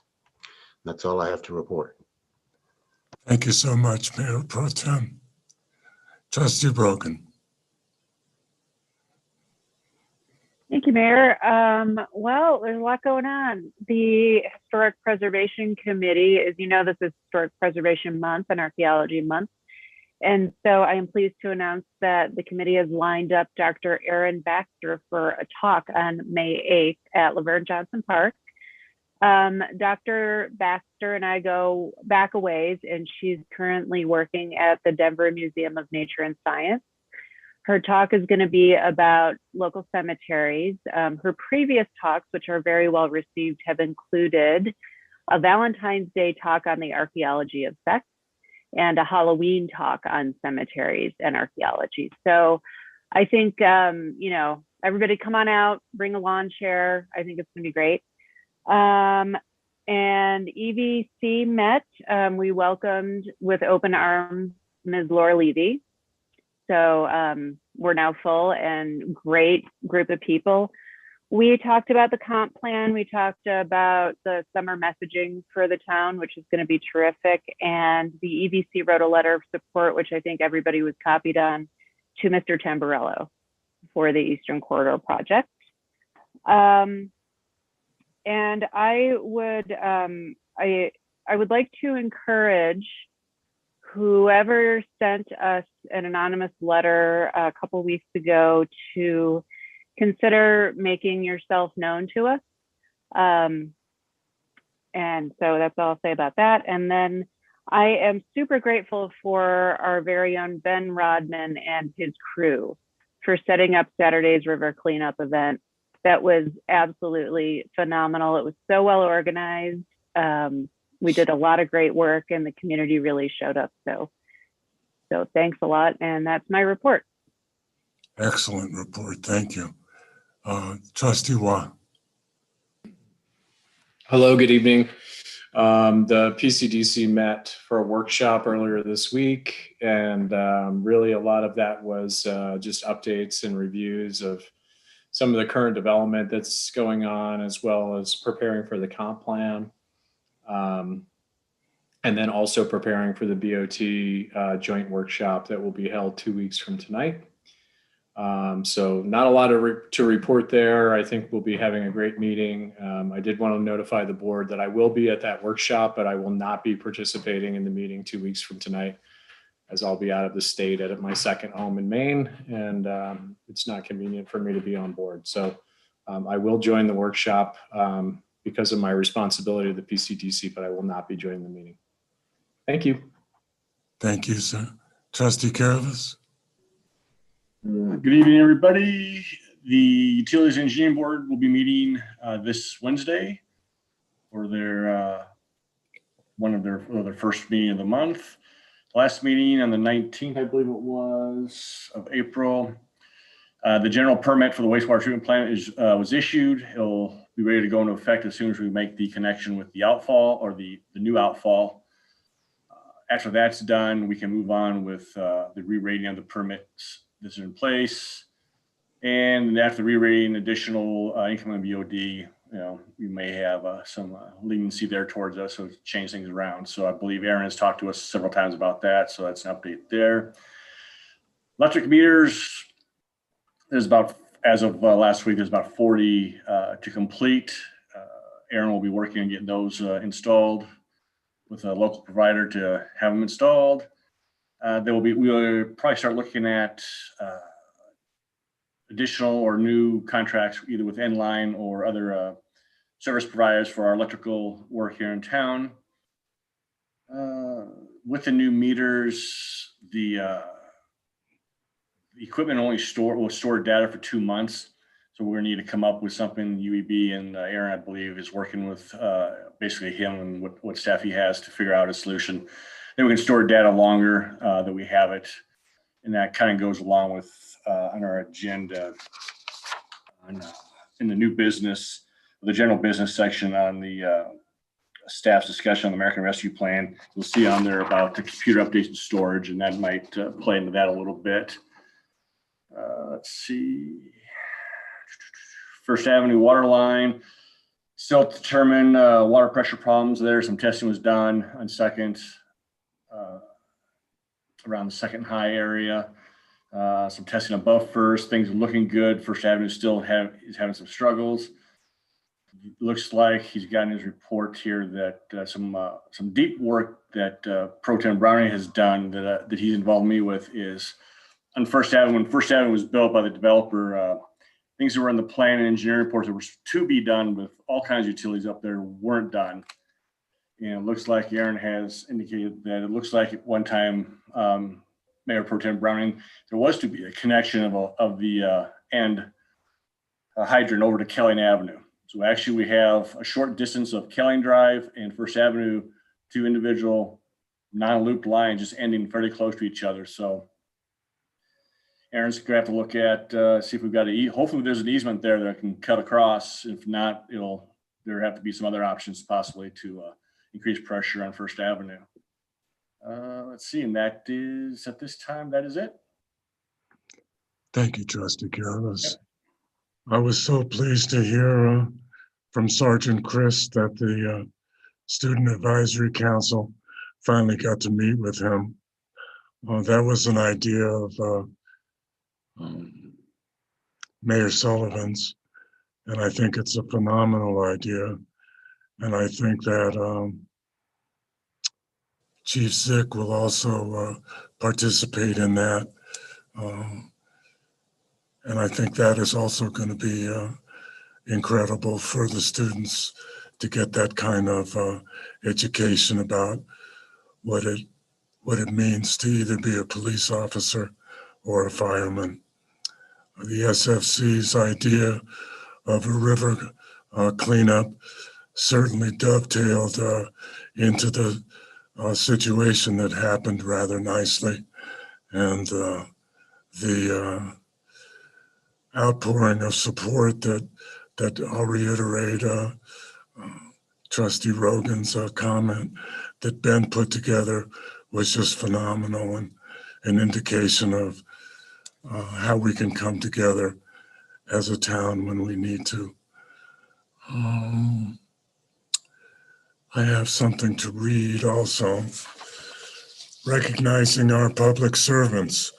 Public service Recognition Week is May 2nd to the 8th. Celebrated during the first week of May since 1985, Public Service Recognition Week honors the folks who serve our nation as federal, state, county, tribal, and local government employees, while there are many past and current public employees who have had a positive impact on our quality of life in Lyons. The hazardous material spill last week brought multiple federal, state, and local agencies together to respond. This is a timely opportunity to highlight the public agencies' response and our local public servants with the town of Lyons to thank them for their dedication and continued service. Multiple federal, state, and local agencies responded, including Colorado State Patrol, Boulder County Hazmat, Boulder County Public Health, CDOT, Colorado Parks and Wildlife, Town of Lyons, Environmental Protection Agency, Lyons Fire Protection District, Mountain View Fire, Hygiene Fire, Boulder County Sheriff's Office, and Boulder County Public Works. We are very, very grateful. Thank you very much. Let's see. Are there any board and commission actions this evening? Seeing none, I have another announcement. Town of Lyons, Colorado Archaeology and Historic Preservation Month proclamation. Town of Lyons, Colorado Archaeology and Historic Preservation Month proclamation. Whereas local historic preservation is an effective tool for revitalizing neighborhoods, promoting economic, social, and environmental sustainability, fostering local pride, and maintaining community character while enhancing livability. And whereas I have a hard time with that word. Archaeology and historic preservation are relevant for communities across the nation, both urban and rural, and for Americans of all ages, all walks of life, and all ethnic backgrounds. And whereas it is important to celebrate the role of history in our lives and the contributions made by dedicated individuals in helping to preserve the tangible aspects of the heritage that has shaped us as a people. And whereas the National Historic Preservation Act has had a profound impact on Colorado, and historic places listed on the local, state, and national registers contribute to the revitalization and recognition of communities throughout, through heritage tourism and the preservation of historic places and archaeological sites that honor the diverse cultural, agricultural, natural, and built environments of our state. And whereas in Colorado, Archaeology and Historic Preservation Month is a celebration of our state's heritage, observed by communities across the state. Now, therefore, I, Nicholas Angelo, Mayor of the Town of Lyons, Colorado, do proclaim May as Archaeology and Historic Preservation Month in the Town of Lyons. The Board of Trustees, town staff, and I urge all citizens to support local archaeology and historic preservation efforts and participate in the archaeology and historic preservation events occurring this month in town, such as the upcoming Archaeology Talk on cemeteries or the HPC's new Heritage Walking Tour. Thank you very much. Staff reports.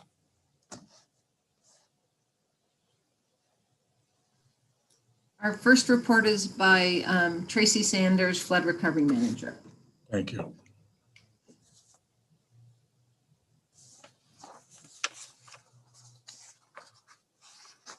Tracy, you're muted. Yeah, okay. Okay, evening, everyone. Quick update on our recovery projects. The Second Avenue Bridge is still on schedule despite all the weather we've been experiencing lately. Last week they did a lot of concrete pours, so they're starting to do curb and gutter and sidewalks, and they're preparing the road, the approaches for paving. So we're still moving right along schedule and maybe a little ahead of schedule on this project. The 4th and Evans pedestrian bridge, we did receive 30% design on that. And we have scheduled 2 public meetings, one for May 13th and one for May 18th. So we'll start getting communications out on that and get some public input, and then continue to move towards 50% design on that project. The outfall, we have awarded a contractor to make that final connection of the new outfall line. Weather permitting, he may get out there this week and have it done by the end of the week. It's only a 2 or 3 day project for that. And then the stormwater improvements over in Bone Park, we just received 50% design on that today. So we're still moving right on schedule with that project. Backup power for the Public Works building, 2 lift stations, we're just waiting for environmental clearance. And then the Lomar, we're still need to work with CWCB, the Colorado Water Conservation Board, to determine if we need to file Lomar for any of the projects that we've completed on or near the river. So we still don't have an update on that. But that's essentially it in a nutshell. So any questions? Any questions for Tracy?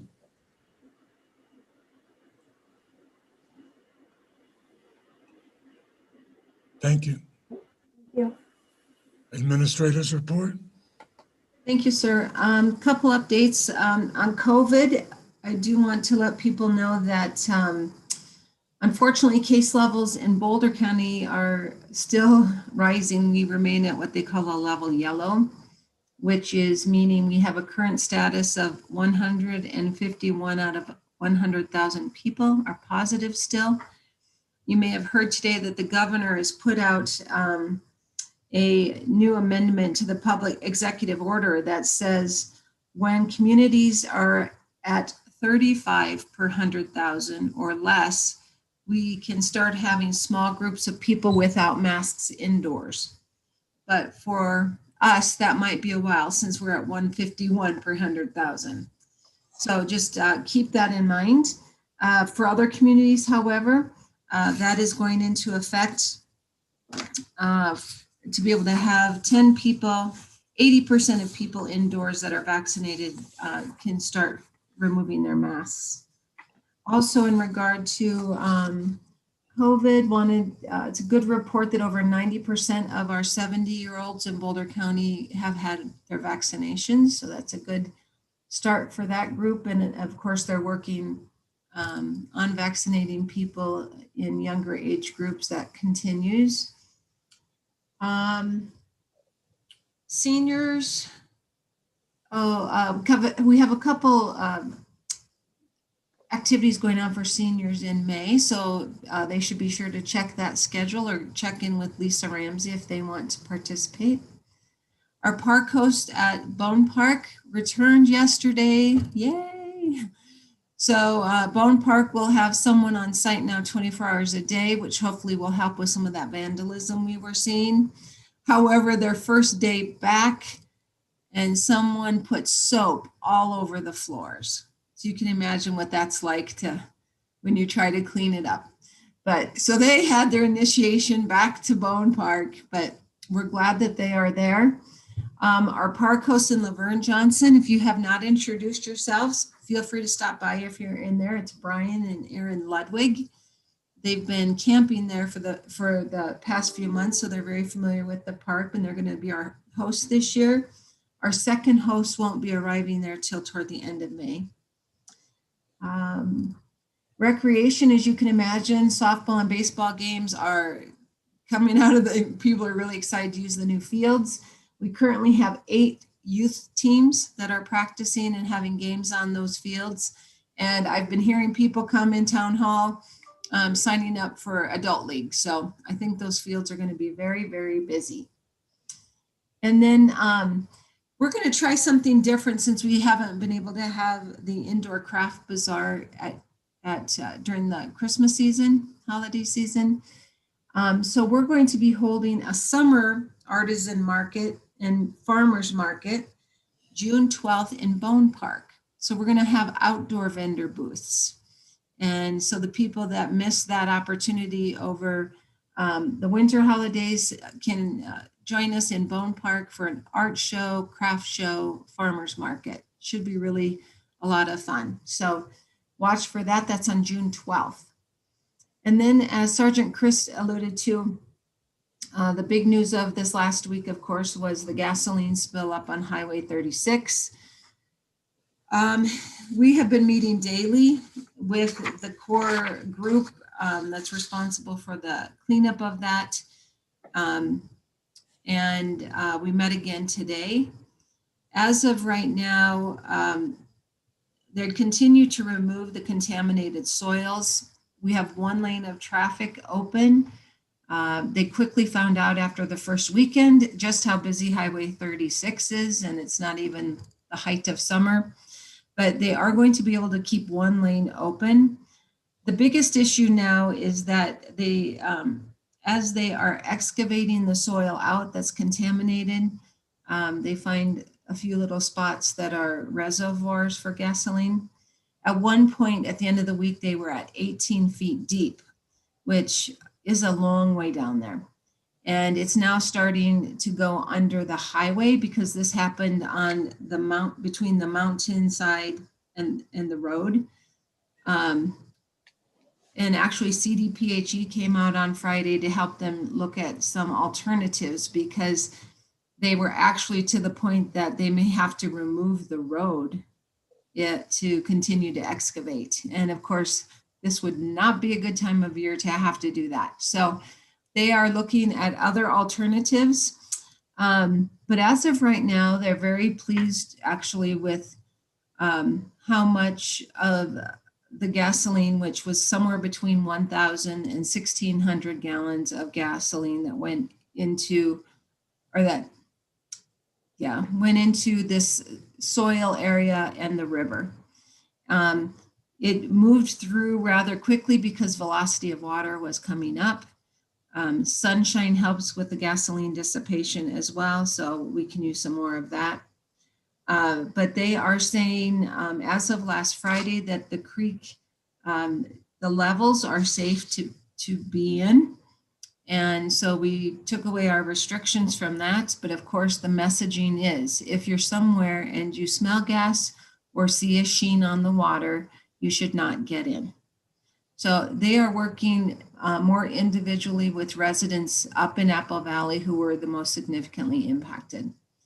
In regard to your comment, Trustee Lowell, about involving other people, they appreciate our involvement, but we actually kind of got scolded for doing things before we were supposed to.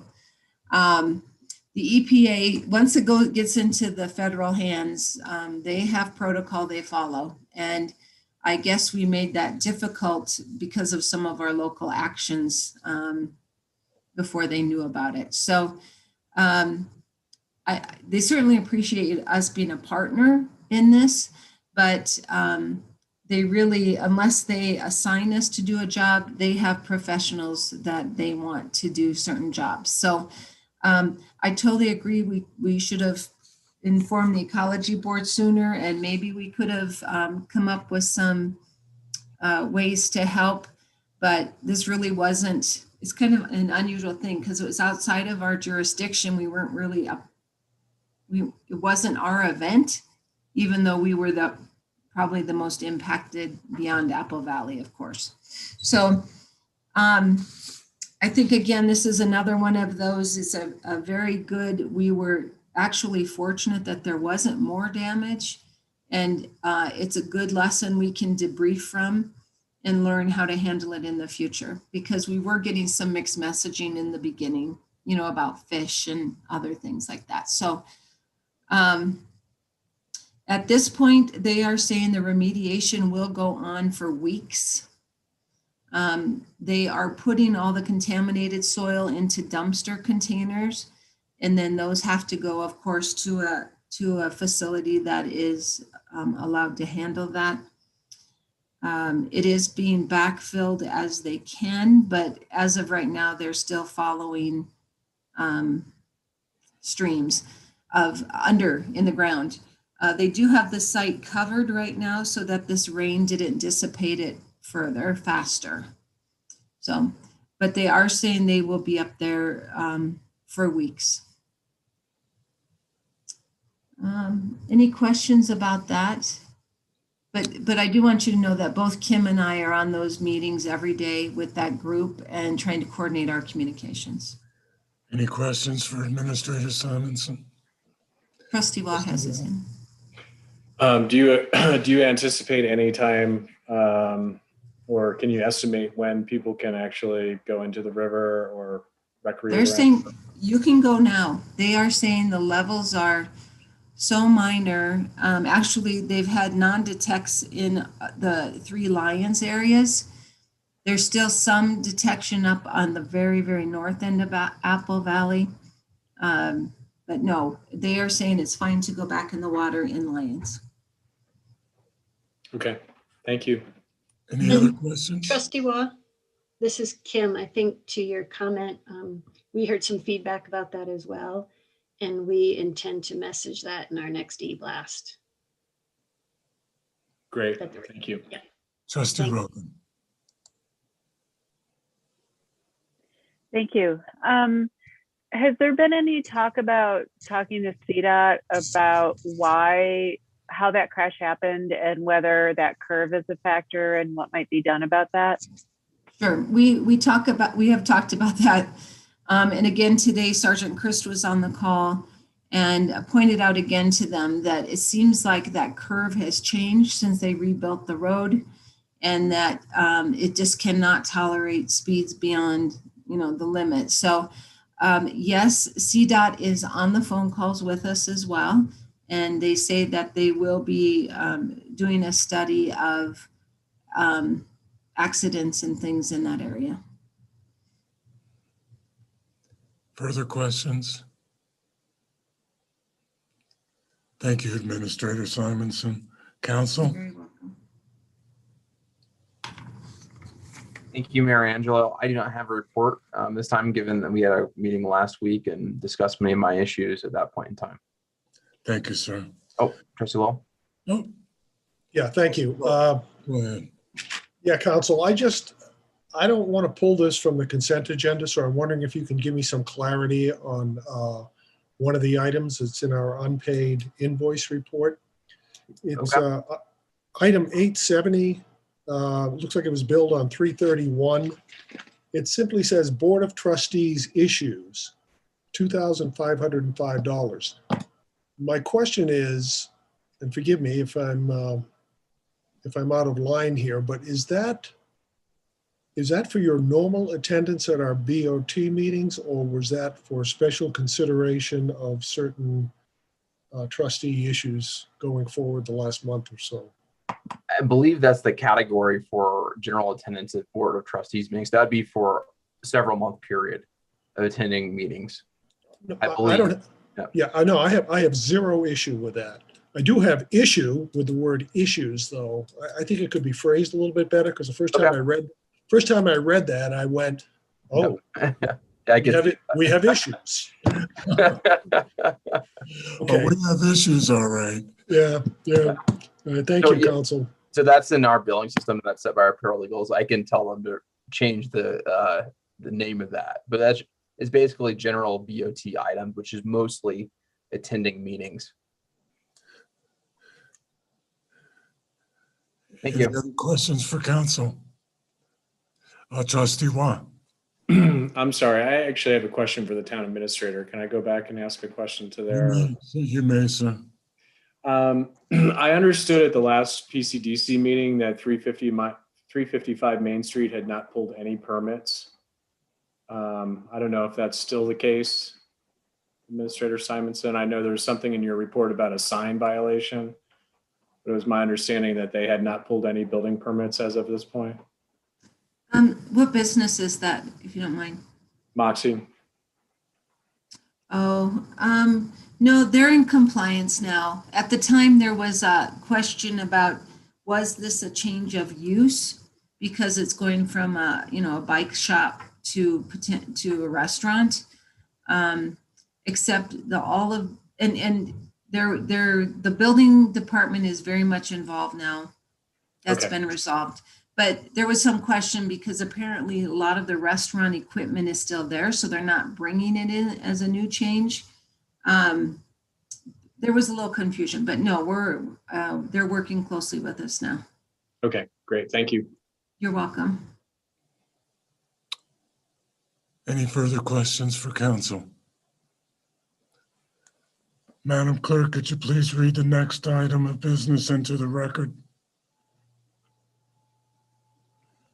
Yes, the next item is the first reading of ordinance 1100, an ordinance of the town of Lyons, Colorado, repealing and replacing section 2-8-140 and chapter 16, article 12 of the Lyons Municipal Code concerning historic preservation. Thank you. Staff?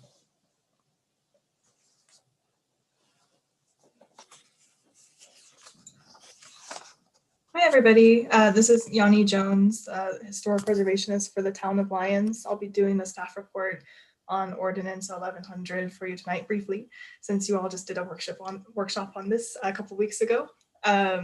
So this ordinance relates to the repeal and replacement of the sections of the municipal code related to historic preservation, especially section 1612. Which is repealed in its entirety and replaced in its entirety.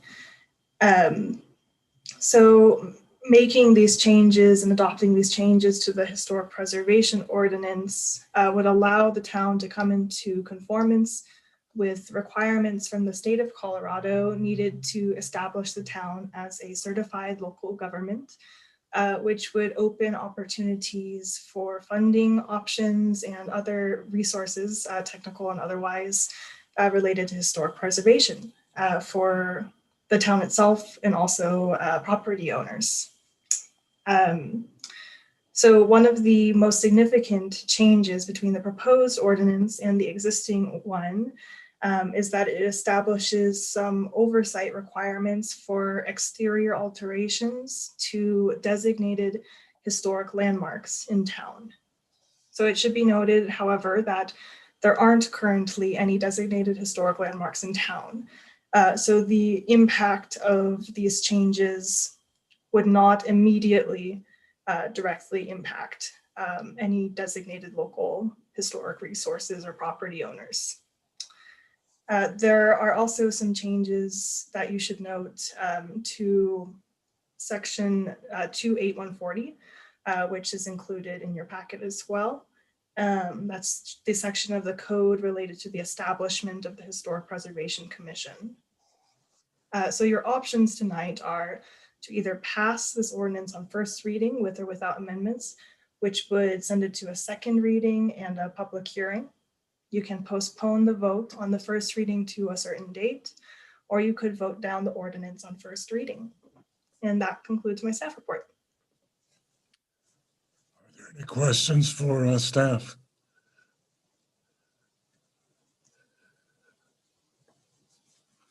If not, I'll entertain a motion.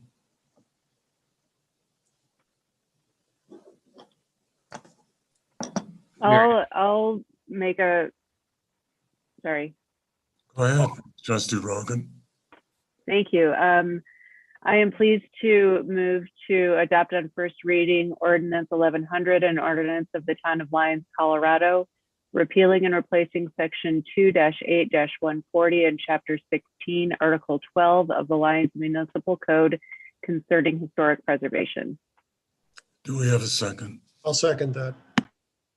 We have a motion and a second. Any further discussion? Comments?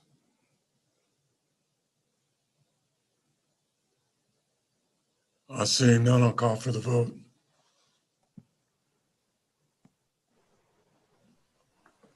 Mayor Angelo, Aye. Mayor Pro Tem Browning, Aye. Trustee Rogan, Aye. Trustee Waugh, Aye. Trustee Lowell, Aye. Trustee Carabas. Aye. Ordinance 1100 passes unanimously. We're on our way. I'm very happy about that. Madam Clerk, could you please read the consent agenda into the record? Yes, consent agenda item 1 is resolution 2021-50, a resolution of the town of Lyons, Colorado, awarding a construction agreement for the Lyons Valley River Park Water Quality Improvement Project, project number LVRP-WQ1 with Eco Resource Solutions Incorporated. Item 2 are the May accounts payable, and item 3 are the April 19th, 2021 BOT meeting minutes. Do we have a motion to approve the consent agenda? So moved. Do we have a second? Second.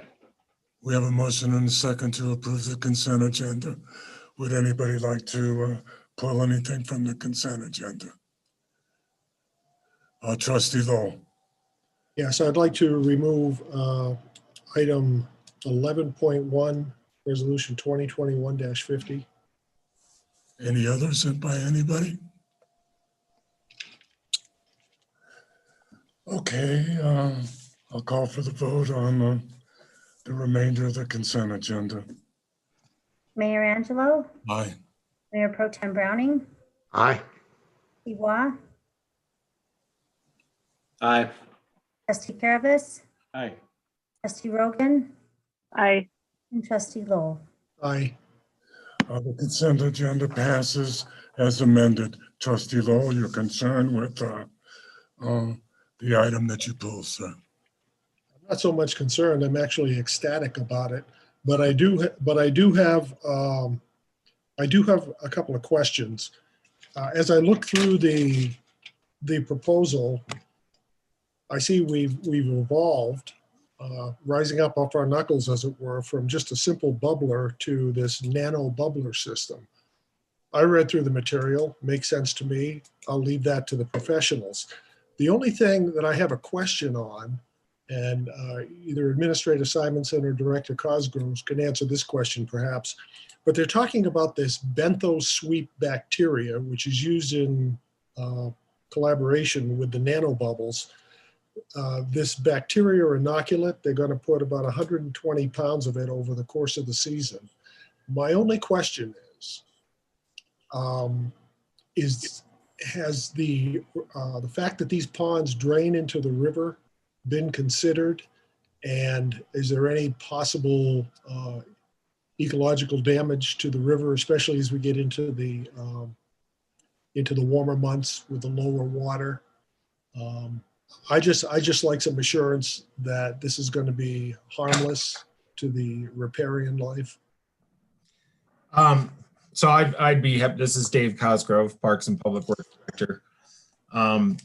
I was on the interviews with Eco Resource Solutions, and we actually do have a representative of Eco Resource Solutions with us tonight, Brady Gabbert, who is an ecological technician for them as well, and he may be able to speak and better answer your questions. But we did address that specifically, and we do have the option of just not using that service as well, if the town doesn't feel comfortable with it. But we were reassured that is just an all-natural solution that is there to balance the pH in the water, and that they do use it in other situations like this.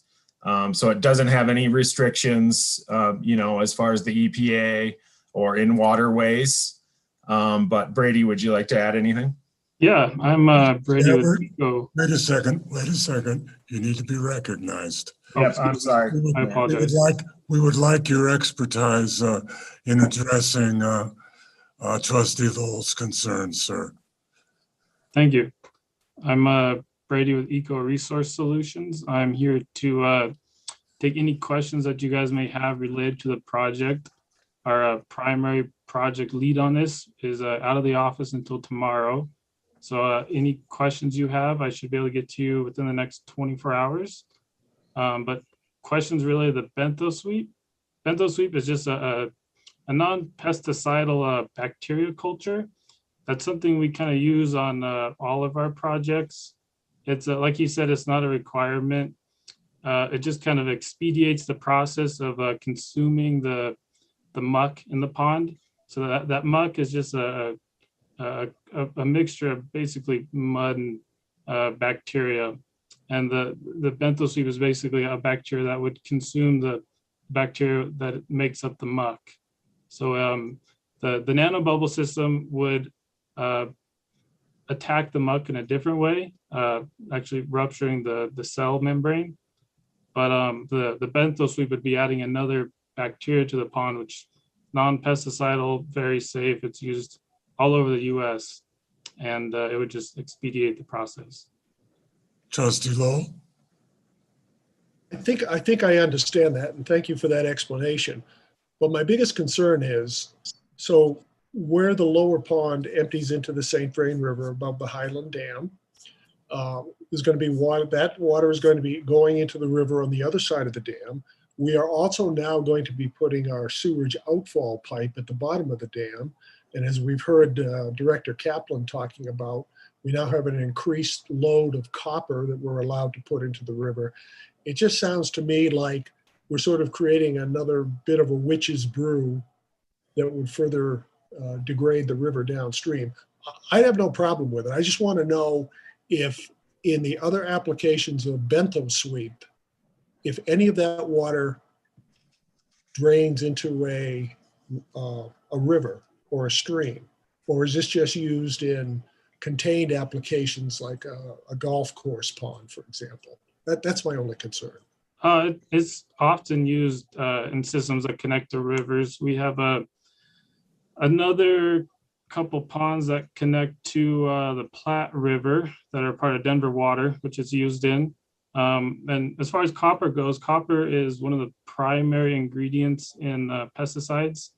And so any mixture with copper, this has no adverse reactions with it. It's designed to be used with all aquatic pesticides. Thank you for that. Thank you very much, Mr. Gabbard. We appreciate that. I'll go ahead and move, Mr. Mayor. You may. I'll go ahead and move that we approve, what is that? Resolution 2021-50. We have a second? I'll second. We have a motion and a second to approve the consent agenda item as stated. Any further discussion? Trustee Caravas. Concerning what Trustee Lowe was just talking about, are we talking, Dave, that this treatment will be just this year, or are we going to have to do it for another year, 2, 3 years after this? Which, if the answer is we have to do it more, the current contract only indicates that the cost is for this year only. We have only suggested that we would need to do that for the initial year, and then after that point, we would just need to use these systems that would be in place. Okay. Should this clear up all the algae and all the grass carpet we stuck in there? What happens? Will this will slowly kill them off? or there'll still be enough stuff in there for them to chow on and have a good time with? Yes, no, the grass carp should be fine. Yes. As long as Greg doesn't fish them all out, right? Yeah, correct. Thank you. Go ahead, Trustee. No, just to correct Trustee Carvis, the grass carp don't eat the algae. They eat the aquatic vegetation. Yeah. Okay. Any further comments? Hearing none, I'll call for the vote. Mayor Angelo, Aye. Mayor Pro Tem Browning, Aye. Trustee Waugh, Aye. Trustee Rogan, Aye. Trustee Lowell, Aye. and Trustee Carvis. Aye. Motion carries unanimously. Madam Clerk, do we have to vote on the, do we need any further vote on the consent agenda, Attorney Tittman? We're No, done. Okay. we already approved the consent agenda. We just approved the item that was pulled. Thank you. Madam Clerk, could you please read the next agenda item? Yes, general business item 1. This is the staff update on the Parks Visitor Management Plan Capacity Plan. Staff? Thank you, Mayor. We have Marissa Davis, Ariel Hodgson, and Lisa Ramsey all here tonight to present and answer your questions. Thank you. Whoever wishes to go first, go first. Good evening. I think that Ariel is going to go over special events first. Thank you. Ariel? Sure, thank you. So as Administrator Simonson spoke to earlier, we are hosting, we're working on 2 events for this summer town event. First one is the Summer Artisan Market and Mini Farmers Market, we held on June 12th Park. This will have only 40 booths compared to more than 60 booths that we have at the bazaar, at the Holiday Bazaar. The booths will be positioned with lots of space in between along the trail near the river in phase 1. And we'll have COVID signage and require masks if necessary. And we're also planning directional signage and arrows to maintain traffic flow and keep people moving throughout the vendors' booths. There will also be live music at the event. We're excited to support a local musician for this, and we won't be allowing folks to sit. We're not encouraging this to be a concert, just background music for the ambiance. So folks can stand and enjoy it or enjoy the music while they shop. And the next event series we're working on is the Sandstone Summer Concerts. We've pushed the start date back to July 1, and they will go weekly each Thursday through August 12th. And so we have fewer concerts than normal. We have 7 as opposed to 10. And we will have necessary COVID signage at these events. If necessary, we will require masks, and if necessary, we will create pods, much like what Planet Bluegrass is doing, with spacing to limit attendees and create, responsible social distancing. And we will recruit staff and volunteers to help with this if necessary. So yeah, any questions about those events? Are there any questions for Ariel? Next. Thank you. You're welcome. Thank you. Any additional information for the board?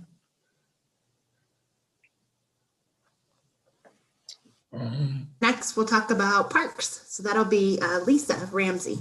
Okay, thank you. Hi, everybody. First of all, I would like to say thank you to the town staff who has been working so hard ever since last summer and the craziness of last summer to come up with a workable plan for our parks this summer. Marissa, Ariel, Victoria, Kim, Brianna, Dave, everybody had some really good ideas and good input. Our park hosts also helped with this. Staff is very important. in being able to pull this off successfully, I feel like. Speaking of staffing, we are going to have some great staffing people this summer. We have our wonderful hosts over in Laverne Johnson Park. I don't know if you've met them yet, but it's Brian and Aaron Ludwig. They are doing a great job. Their communication is excellent. I'm in touch with them on an almost daily basis. They're keeping me updated with what's going on in the parks, and everything is running very smoothly so far. They're doing a great job. Our second set of hosts are coming in a few weeks, and Ron and Rhonda are back at Bond Park, so we're happy to welcome them back. In addition, this summer, we're going to have a park attendant at the gate at each park. Crystal White will be over at Laverne Johnson, and we have, I think, hired a local high school student to work at Bond Park at the gate. This is on the weekends in the summertime to monitor traffic flow and help people, point them towards the kiosks and that kind of thing. Let them know if the parking lot's full and they might need to park on the street or come back. We also are going to have Trident Security. Trident Security will be monitoring all the parks. They will be more in charge of, say, going through the parks. If there's a problem happening somewhere, we're going to send in the security guards. We want our park attendants and our park hosts to be the friendly faces of our parks. So we're going to have them do that part, and then Trident Security can be the muscle if we need any for anything. And in addition to that, we're going to have obviously the sheriff if we absolutely need that. We're hoping it doesn't come to that, but always we can call the sheriff if we need to. And our parks in the summertime, I know many of you have been through them, and they have been really busy, Laverne Johnson in particular, because Bond Park has been under construction. So we're hoping this summer with Bond Park opening up and the phase 2 construction completed, that we will have more space for people to spread out. With COVID, people being outside is a very big thing. So with that in mind, we are looking to set capacity limits on our parks. And Marissa's going to speak to that a little bit more when I'm done. And with the capacity limits, we will then be able to monitor how many people are going in and out of the parks on the weekends. And when the park is full, we can close the gate and say, sorry, the park is full. With that in mind, we're looking at reservable spaces in the parks so that people that really want to be in our parks on the weekends would have the opportunity to do that. We have our shelters, the 3 in Laverne, the 1 over at Bond Park. And we are looking at reserving picnic tables this summer, weekends only, and for a very small fee. The small fee is to discourage people from saying, just going online and reserving a picnic table all summer long, because they just want to have it in case they want to go. We want people to reserve them that are really interested in using them. We're probably going to set the fee at around $10, which is the minimum we can set it at on Reserve America, where the picnic tables are reservable. Of that, $6 goes to the Reserve America for processing, and the town gets $4. So that's the fee we'll be collecting for picnic tables on the weekends. Other reservable space in the parks, that's it. It's the shelters and the picnic tables. And then we will have extra space in the parks, like under the trees, on the fields. There will be a limit. So there'll be a number of reservable spaces, and then there will be extra space for other people to come in. And I'm sorry, camping, that's another reservable space, tents and RV sites. So with the reservable space, we'll start with a number. Okay, capacity on the park is 1,000 minus 500 for reservable spaces. So we have space for 500 more people to come in. And we will be counting at the gate for that this summer so that we can stick within those guidelines. These are for safety reasons as well as capacity, avoiding overcrowding reasons. Let's see. And of course, we're going to be paying attention to Boulder County and COVID restrictions. We're hoping by the middle of May that we will be going to maybe blue, which is what Boulder County is aiming for. Of course, that's going to depend on numbers. When that happens, when we go to the blue capacity, we like to open up the shelters to full capacity that would be allowable at that time within the guidelines of the Code Blue. And we have been fielding a lot of phone calls, a lot of questions about, can we have a bigger group in your parks this summer? So at this point, our answer is we're following county and state guidelines as far as that goes. And I think we can really have a better summer if we're really open and upfront with our communication. I know that locals like to access the park in the summer, just like everybody else does. We're lucky that we have such beautiful parks. We are hoping to allow people in. If park is at capacity and somebody is walking by with their dog and they want to do a little turn around the park, we're going to let them come through. If somebody shows up at the gate with their tube and just wants to jump into the river and tube back out of the park, we're going to let them come in. We're not going to turn them away. If somebody's showing up pulling a wagon with a couple of kids, the picnic cooler, 5 tubes, then they will have to wait until somebody leaves if the park is full. And that's how we will handle that. Or we can send them over to Bond Park. I'm assuming that Laverne will be the busiest one, as it has been in years past. But with Bond in the background, we can send them that way. One way we're going to try and avoid the congestion at the gate this year is a big sign on the highway that's going to be letting people know. We can turn this sign, we can put different messages on it, and what's it called? A VMS sign, something like that. That flashes the messages. We can send somebody over to change the message to "Park is full, please to go to Bond," and put the address or something like that. If the park is full at 9 o'clock in the morning, that would be great to have that right on the highway, so people, as they're coming in, don't drive all the way to Laverne Johnson Park and instead make the turn and go to Bond and try and find space there. And I think we can have a really successful summer in our parks. I think it's going to be a lot of fun. Does anybody have questions? I'd like to ask you a couple of questions, Lisa. Sure. Reserve America, is that the company we're going to be using? Reserve America is the company that we make all our campground reservations through. Okay. And they had the best software for picnic table reservations as well. It's different. Our shelter reservations are through our rec desk site because we can more closely monitor those, which we need to for crowd size and just more of a personal touch. We need the names of the people making the reservations, and it's easier to use for that kind of thing. So there will be 2 different sites for reservations. I have a couple of linking questions for you. Mm-hmm. What was the percentage that Reserve America charges us? They charge us, well, I guess it would be 60% of that little fee right there, the $10 fee. They have to charge us they have to charge us $6, I believe, per reservation. Kim's making motions. Sorry, maybe. Yeah, that's the opposite. So Reserve America requires a $10 fee on every reservation, and the town gets $6.50, and Reserve America gets $3.50 for providing that software.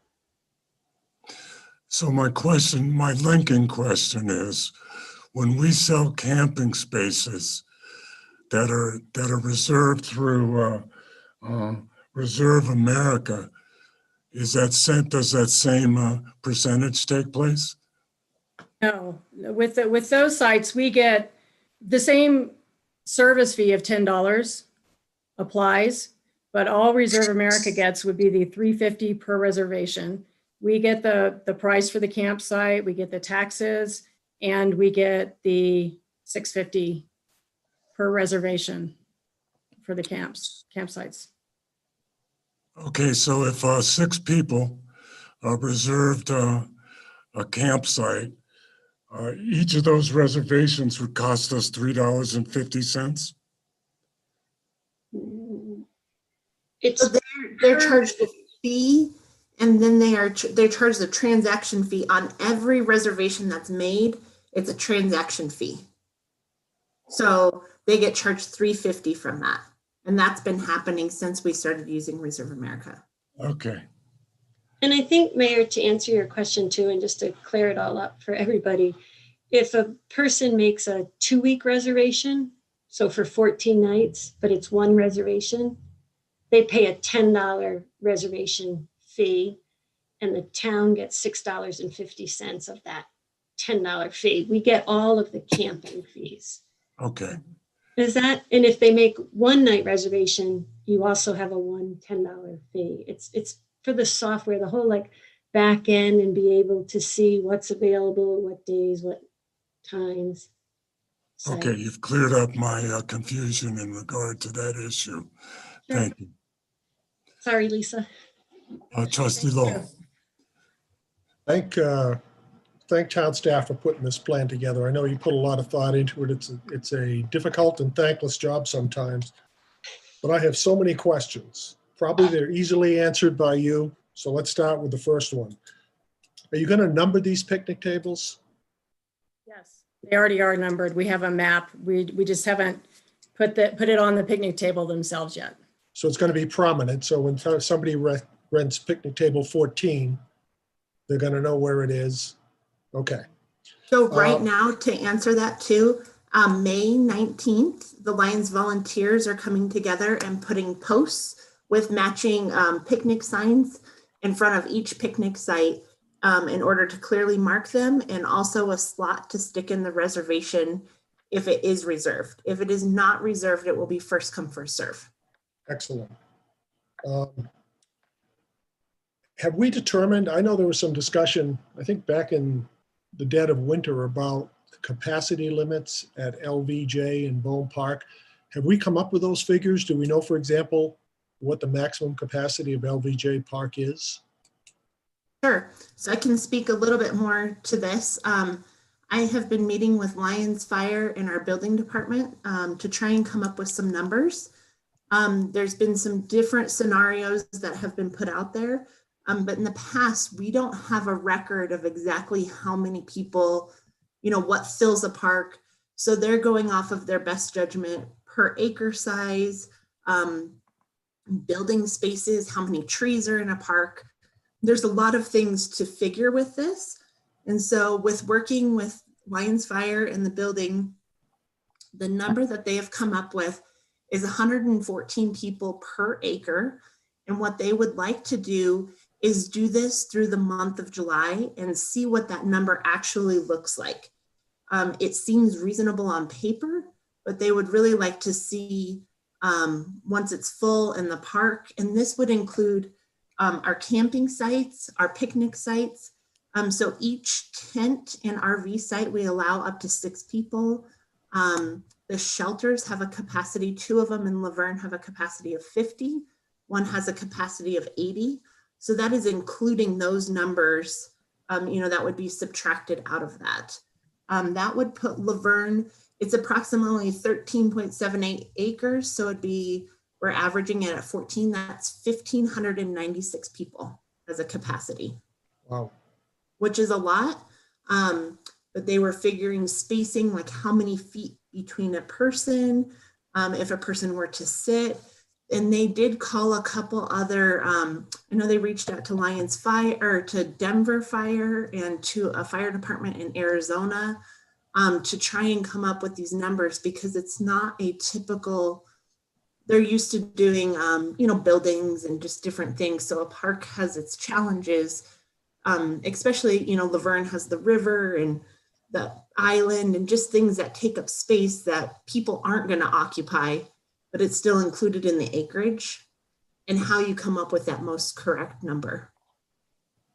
And of course, just like last year, you have a contingency if we backslide on this COVID stuff and we have to restrict that. Right. So Lions Fire too, they do want to revisit this same number in July and see what this looks like. Like they are thinking if this is too much to handle, maybe that gets cut back a little bit. Also, we talked about a plan for special events, because a special event does change things. Although Laverne only has the festivals, Bone Park has Lions outdoor games, but extra security is brought in. There's more facilities that are brought in as far as porta potties. they're more controlled environments. And so that does change how they would do capacity in their eyes because there's more safety protocols in place. So that does change a special event a little bit in their eyes. I know you guys have thought of this, but given that we now have 2 fully functional softball fields, and we heard Administrator Simonson mention about there are some inquiries for adult leagues, what's going to happen if we have a regular schedule of adult softball games on weekends or even on a Sunday morning pickup games? All of these people need places to park, but they're not really in Bone Park. They're just playing in their softball league. Are we going to put them on the 2nd Avenue lot, direct them there rather than in the Bone Park lot? So good questions. So all the facilities, you know, and coming up with these numbers, they all get set different capacity limits. Like the shelters have, you know, a number. And so that is allotted for in the number. Once you subtract that number out, you know, say for like Laverne, you have the campsites and you have 6 people per site. That is calculated out, and that would be a number that we would already know, you know, 6 people per site. So the person at the gate is going to know that allotted amount for that. Or if there's a game scheduled, they will know that as well that day. I'm gonna let somebody else speak, but I just have one final observation, and I hope town staff takes it to heart. But we really need to step up the patrols at Lions River Park. It was a bit of a mess last year, to be honest with you. Once we started ousting people from LVJ and Bone because of the COVID restrictions, Black Bear Hole was bad enough, but there were times at the October, November holes when it was a literal zoo. So I'm just asking that to make sure we have Trident over there on a regular basis. Thanks for your effort. Appreciate it. Just to tell you too, we are planning a meeting once our second hosts get here. And we are just planning a meeting as all staff, all park hosts, Trident, Boulder County Sheriff, just to really get on the same page. I think a lot of times the breakdown can happen if we're not meeting and really talking about these things before it happens and trying to get a head start on it before the main part of summer hits. Great, thank you. Additional questions?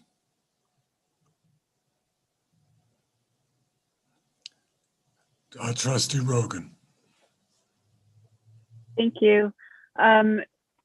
Staff, you have done an amazing job putting this together. So kudos to you. I know how much work it must have been, and I think you've come up with some really great solutions. I'm a little disappointed about the $10 fee for a picnic table. I totally understand why it has to be in place. Totally understand, but it's just too bad that we need to charge for picnic tables. So my question is, are the Reserve America sign up pages, reservation pages, are they available in Spanish? I actually don't know the answer to that question. I could look it up and see. I am not aware that it is though. Okay, because a lot of our visitors are Spanish speakers, and the $10 fee is a barrier, but I would hate for language to be a barrier for people to be able to make reservations. And then the next question is the $10 fee, is that for all day? Okay. It's great. So how that works is it's per transaction. So each time someone makes a reservation, that's when it hits. Okay, great. And Thank you. if it's not reserved, then it is first come, first serve. So there is that opportunity still available. And they will also have opportunity to come in on the green space and use that area, before it hits capacity. Okay, thank you. Further questions? Mayor Pro Tem. Are there maps available, and following up on Trustee Rogan's point, in English and Spanish to get potential visitors from Laverne Johnson Park to Bone Park, especially until the end of the 2nd Avenue bridge construction project? So say until early July, if Laverne Johnson Park is full we want to try to direct people to Bone Park. It's not easy to get there right now when you can't use Second Avenue. So our map's going to be available in English and Spanish to direct people to Bone Park. So currently we have maps of each park, and I don't have a map put together as of right now to get them to Bone Park, but that is definitely something that we can work on. Because I would agree that is a challenge without bridges and stuff at this point. Yeah, because having worked that gate summit pass during the festival, it's pretty easy to tell somebody, point across the street and say, just drive down Railroad Avenue. When you get to Second Avenue, turn right and you're at the park. But you can't do that this summer. It's very convoluted directions. And trying to tell a Spanish speaker that if you don't speak good Spanish is going to be extremely challenging. So I think we should anticipate that. You can possibly also put something on the website with like a QR code to direct them that way too, to kind of design that a little bit. Yes, I mean, that would be good, but you can have a lot of people there who are ready to go to a park right then and there aren't going to be able to easily find a website. So yep, well, we can hand them a sheet with that QR code that would pull that up okay. and then direct them. Second question, when whatever capacity is set is full, like early Sunday afternoon, late Sunday morning at Laverne Johnson Park, and it's declared full, what do you do with local walk-ins? Are they going to be allowed or not? So as long as they are going in and, with a dog or going for a walk-in and clearly not bringing in coolers and, the camping material, we will allow them to walk in, yes. And because they're most likely walking around the park, doing a loop. And we want to encourage that. We don't want to stop that. So whether they're local or not, they can walk in. They can. I mean, we have no way to look at them, whether they're not local, but really we're looking at to see if they're picnicking or bringing those materials in to set up for the day. So people that would park on Highway 7 or on Railroad Avenue or in the confluence for Laverne Johnson Park, even if it's full at 1,000 people or whatever, if 200 more people walk in and they're not carrying too much stuff, they're going to be allowed in? So, and that's been the conversation too, is to start encouraging people once we hit, a couple hundred down from that capacity limit to start moving, to go into Bone Park. But really what we're encouraging is if someone's walking in with a tube and they are going to go put in a tube, or someone's walking a dog through, that would be it. I would say most locals are not going to be coming through in the middle of the peak of the day. Also, most of the locals come in early in the morning, in the evening. It's the typical time, I would say. Very closely related to that question is, what are the details in terms of what is being arranged for Boulder County Sheriff's Office presidents in particular on Saturdays and Sundays? Because there were a number of incidents last summer where both Trident, who are not licensed security officers, basically, the Trident people and our town staff people were verbally assaulted, threatened, cursed, because they had to turn people away. And last summer, it was essential that Boulder County Sheriff's Office people were there. And I heard some reference to just having them available on call, but I'd like to know what our plans are for how many we're going to have there during what hours and what the budget is for them. Sure. So I have a couple things. I've been working with Ben Rodman, our human resources person. We want to have a class just for all the staff who is at that gate working those parks, how to deal with, we're kind of calling it how to deal with difficult people. So when they're put in situations like that, different responses and proper ways to handle that. I've also reached out to Bill Christ, and we've talked through the sheriff and the coming in for extra duty on the weekends. He is concerned with their staffing levels and not being able to provide people every weekend. He said he's going to do his best to try and fill that. We did have a conversation about some of those priority weekends, Memorial Day, Father's Day, 4th of July, really being priorities to make sure that we have sheriff on site there, since those are, the busiest weekends in the park. And those were some big concerns. But Boulder County Sheriff is having a hard time being able to fill some of those spots just with their current staffing levels. Okay, that's all my questions, except I'd ask Mayor, procedurally at the end of the questions and presentation, are we going to open this up for board comments at the end? Because I do have some comments. No, we can do that for sure. Okay, those are all my questions for the moment. Well, Trustee Waugh. Yeah, hi. I'd also like to compliment staff on their thorough job in thinking this through. I have some serious concerns about this for a couple of reasons. When the town closes down the town parks and closes down parking and so forth, what are we going to do about enforcing parking and so forth on the streets and other parking throughout town where people are going to park? Attorney Dittman, did you have a question or a comment? No, it's actually answered, so no worries. Thank you. Go ahead, sir. What's the town going to do about enforcing parking and other infractions that are likely to occur due to the closing of the town parking? And then in addition, I'd like to know what the town's going to do about property owners along the river who are impacted when the town parks are closed. Those people look for other places to get into the river, and often, you can float into Bone Park or Meadow Park at any time from numerous locations upriver. So I'm just wondering how the town's going to support other people that their enforcement is going to cause issues for that happen to have property along the river. This was a serious concern last year. I can tell you that at Riverbend, we were kicking over 100 people a day, trespassers off our property that basically were coming in because they couldn't get into the parks anymore. So I'm just wondering, there's a lot of property and a lot of river access that is not belong to the town, and how the town, when they close their own properties, are going to help those property owners deal with all the people that are going to find other ways to get into Bone Park and Meadow Park via private property. Administrator Simonson, would you like to address that? I would like to see if staff have had that discussion first. Staff? Since they've been meeting with the sheriff and other people. Okay. Staff? I have not had a chance to discuss this with the sheriff yet. Okay.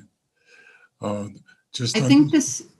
Understand that it was a concern of Trustee Waz, so it should be addressed. There's no enforcement of the no trespassing signs out of Meadow Park today.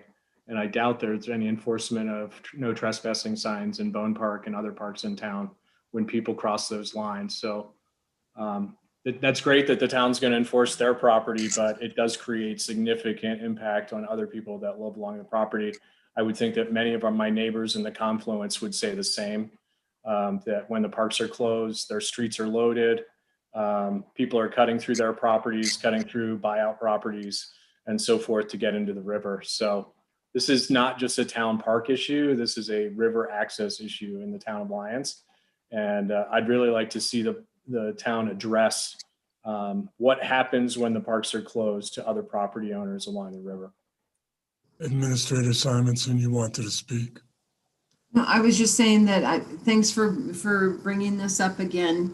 I will have to talk with probably both the attorney and the sheriff on what can we do on private property. If you tell me that our sheriff can, go out there and tell people to leave, that's one thing. But I think it might be a situation where a private property owner has to contact and say, I have a trespasser. But I don't know that for sure. So I'm more than happy to have this discussion with Sergeant Christ. He's saying he doesn't think he has enough people to even support our parks on a regular weekend. I don't know if you have some other options that you have considered since you've dealt with this. If there's, if you have any suggestions, we're open to them. I'd like to hear Counselor. Actually, I was wondering if I could hear from Trustee Waugh first. It looked like he has his hand up with a comment back, and I could love to weigh in afterwards. All right. I'll wait till comments. That was just a question during the question period. I'm happy to make a comment when we get to comments. Okay. Okay. So I think response to the question, I think one, if there's a trespass on someone's private property, it really is up to the homeowner to report that. If there's a sheriff on patrol, of course, he could say, that's private property, you can't be there. There may be other things in the town code which could, help prevent that in terms of parking.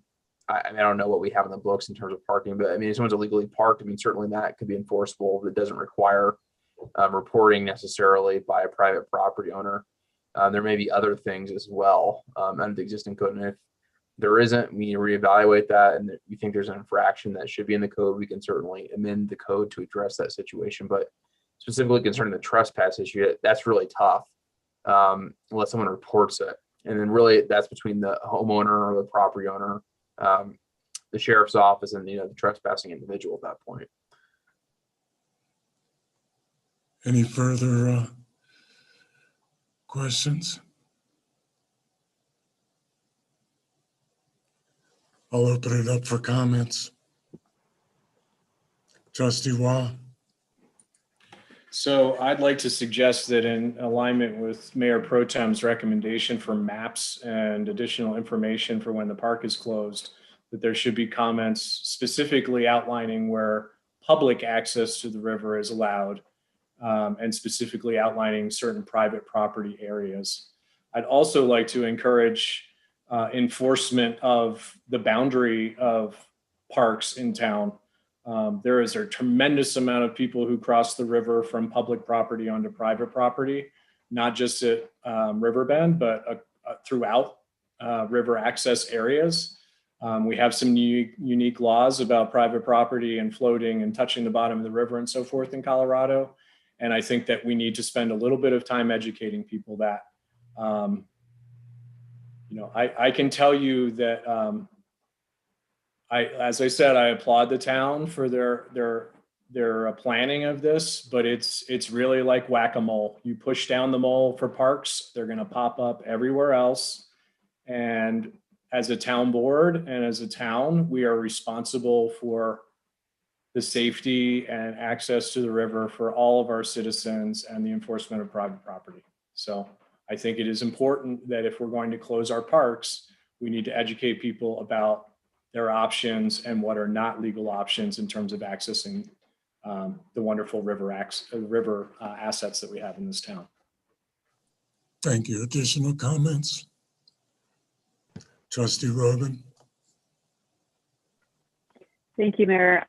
So I know we said we'd revisit this in July, and I'm wondering, I think, God willing, the weather is going to get super nice here in a couple days, we all hope. So I'm wondering if it would make sense to revisit it more toward like the middle of June, and just see how it's going. And maybe that's just a report back to the board, but see what the impacts are, as Trustee Wah was talking about, on locals who have property on the river, and see if we need to make any tweaks sooner than July. That's my only comment. Mayor Pro Tem. Before last summer, my recollection is that at a special meeting of the board that we were also dealing with COVID, worsening COVID issues at the time. We were advised that the town was considering and planned to implement a reservation system, not just for shelters, tents, and RV hookups, but for entry to the park. In fact, I believe there was an article published to that effect in the Longmont Times Call. That never happened last year, and it doesn't sound like it's in the works for this year, although we're adding picnic tables.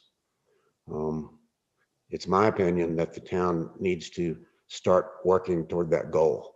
I don't think it's going to be easy to do. It may cost us some money to do, but given what's happening with increased demands on all kinds of open space on the Front Range, increased population in the Front Range, growth of urban areas that's consuming some prior open spaces in other parts of the Front Range, the demands on our parks are going to get worse over time. They're not going to get better.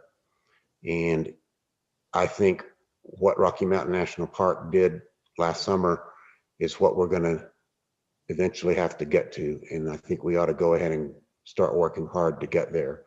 And that is an actual online reservation system where the users of the park over a period of time learn that if I don't have a reservation, I'm probably not going to be able to get into that park today. And you would hope that that reservation system would work, that when Laverne Johnson Park gets full, it would pop up would you like to reserve a parking space in Bone Park, and use it because it has really more capacity, at least in terms of parking. But I'll be interested to see how this system of just setting a numbers limit for this summer works, and how the clearly the clear problems that came about last summer when you had to decide with people at the front gate, these people get in and these people don't get in because these people only have 2 tubes and these people are carrying a wagon with a bunch of other stuff in there. That's very, very tough to do. And that's where the confrontations with staff in particular and Trident came in. That's when they happened. And if we don't have adequate support from Boulder County Sheriff's Office for busy weekends, not just 4th of July, Labor Day, Memorial Day, I think we need to seriously consider downsizing the capacity numbers, because the idea of staff and Trident Security handling 1,000 people at a time in Laverne Johnson Park, frankly, scares me. So those are my comments. We really need to long-term move toward a reservation system for entry to the park, period, with possibly some percentage of reservations, 10%, I don't know what the right number would be, reserved for locals. I think we can do that, and I think that should be the long-term goal. But I think Trustee Rogan's suggestion is good. We should look at how things are going, perhaps at our second meeting in June, which I think is June 21st, I believe it is, prior to the July 4th weekend, and see how it's going so far and whether adjustments need to be made. And those are my comments. Trustee Lowe. Thank you, Mayor. Boy, I wholeheartedly agree with what Mayor Pro Tem Browning just said. I too thought that we were going to see a reservation system this summer. I remember Administrator Simonson telling us last year that the park hosts were saying that the weekends now are like holiday weekends and the weekdays are like regular weekends. I'm expecting again this summer a crush of people in the parks. So I too would advocate for a reservation system at some point. We need to look into that. As to Trustee Raw's point, I think it's just a simple matter. You know, I know signs and handouts are not the answers to everything, but I could see now a very simple handout that shows all the property that's off limits with a red hatched legend on them to show that it's off limits. You can't get out of your tube here. You can't put your tube in here. You can't rest here. So I think that would be helpful as well. And I'm crossing my fingers for this summer. And I do agree with Trustee Rogan. We need to look at this probably in another 5 or 6 weeks to see how it's going. Further comments? Trustee Caravas. I agree with all my colleagues. I really enjoyed the presentation from staff, so thank you for putting everything together. I think one major piece we're missing, and it goes back to several boards, dealing with budgets, and Victoria deals with security cameras. We still have no cameras in our parks. Watching what comes in and out of the buildings there would help law enforcement figure out who's vandalizing. Vandalizing is going to go up again as these parks are full. People get frustrated. I would like to see us find a way, I'll probably bring it up in agenda items later, Mayor, that we have a deep discussion in a very immediate meeting concerning that issue. Mayor Pro Tem indicated that the seriousness of what can occur if something goes bad.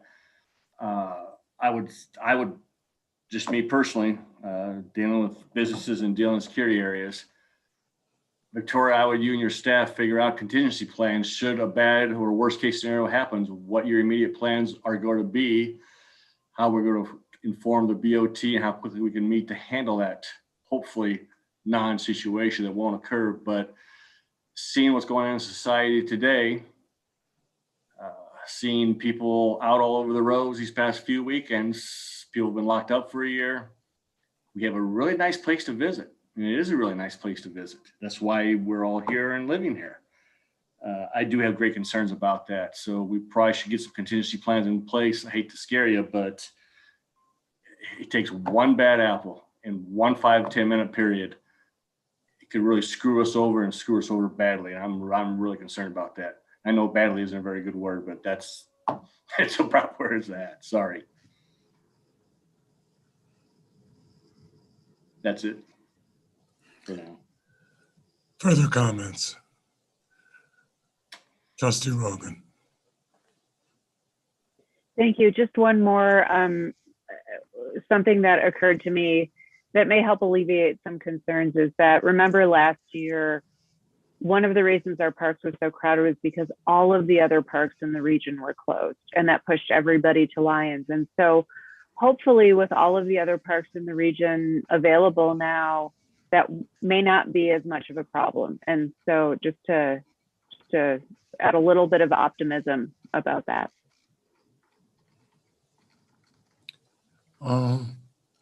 I concur with everything that's been said by the Board of Trustees. I think that we definitely need to analyze the situation in a timely manner, just to see if we need to make some adjustments to the strategy. I want to compliment the Board of Trustees on a very comprehensive discussion, and the staff. What a staff. That's all I got to say about it. What a staff. Thank you so much. Any other comments or discussion? Attorney Dittman. Oh, excuse me, I didn't see you. Counselor? Yeah, I do have a suggestion maybe. It's not necessarily a strictly legal suggestion, but one that I just thought of in addressing one of Trustee Waugh's concern, which was accessing private property from the river, which in Colorado is trespass. Not in every state is that the case, but it certainly is in Colorado. Is, you know, the town has hired a vendor to provide tubes that maybe the vendor can provide some education on. This is where you can access the river. This is where you can get off the river. It seems like a logical place to provide that kind of education. There could be any sort of handout or map, as we've been talking about, given at that point of contact. It seems like probably the most logical place to do it. Excellent suggestion, Counselor. I would recommend that we get those maps produced as soon as possible. Administrator Simonson. I just want to comment, and if Marissa has more to add, I do want to reassure the board that we are talking about emergency plans with the appropriate professionals. However, you usually don't disclose those publicly because sometimes that allows a vulnerability. So rest assured, we are working on that. And the parks, of course, have very different setups with, you know, for evacuation plans and things like that. So we are focused and very concerned about one park in particular, but we are working with the professionals on that. Attorney Dittman and Lisa both have hand up. Attorney Dittman. Yeah, to that point, if the board would like to discuss emergency planning along those lines, that is one of the reasons you can, one of the delineated reasons you can have an executive session to discuss emergency planning. It's also an exception to quorum. And so someone can't ask for our emergency plan. It's one of the very few explicit exceptions to quorum. So Let's, if it's okay with the Board of Trustees, let's have that executive session at the same time we review the plans. I think that would be the perfect timing for it. Lisa? I just wanted to speak to reviewing the plans, and I really feel like we need to get the word out to the public about our plans for the parks this summer so we can set expectations. We need to We need to do articles in the local papers, the Boulder County, Longmont Times, even Denver. We have people who come out from Denver just to be in our parks. So the sooner we can get that information out to the public, the better, so that they know they should go online and make a reservation in advance, and they don't drive all the way here from Denver and they're surprised. Well, why wasn't this advertised? Why isn't it on your website? So the sooner we can come up with a definitive plan and it's accepted and we're good to go with it, the sooner we can spread the word about that and have our plan in place. Good. For the summer. Good. Any other comments or anything anybody has to say? Again, thank you very much for a very thorough discussion. Madam Clerk, could you please read the next agenda item into the record? Yes, the next agenda item under general business is discussion and direction to staff on the American Rescue Plan, ARP, regarding the $470,000 funds and which projects they should be allocated to. Staff? Thank you, Mayor. Kim Mitchell and I are the staff leads on this project, and Kim put together the memo, so I'll let her start. Kim? Sure. Hi, everybody. We have some big projects ahead of us, and a lot of this has to do with the funding from the stimulus passed by the Biden administration for post-COVID. So what I thought I would do is I have the spreadsheet that was in your packet. That kind of goes through the 470,000. That's the allocation that we have been told. There's actually a spreadsheet that staff was given from our elected Congress and then through Boulder County in terms of what the state's getting, what each large city's getting, what each what each county's getting, and then you trickle down to the small towns like ours. And it's still a significant amount of money, $470,000. And then the other piece that Victoria would like me to go over with you all is all of the other funding options that are happening post-COVID. It's everything from CDOT and revitalizing Main Street to Congressman Magoose's office reached out to us about some infrastructure areas and community support projects. So I guess for discussion, perhaps, and Victoria, let me know if you agree with this, pull up the chart of the 470 and just some of the bigger level items to talk about that. And then we can go through these other, anywhere from, there's 23 million statewide in regions 1 and 4 for revitalizing Main Street. And then Boulder County is expected to get $62 million. And we're just starting those conversations. And is it going to get set up similar to the Boulder County Collaborative, where we're going to work together to decide how to spend some of those funds for the different municipalities in the county. So let me try to do a screen share. Where's my fun favorite thing? Here's this one. Okay. Problem is sometimes I have my 2 screens. All right, let's see. This was also in your packet if you want to pull it up that way.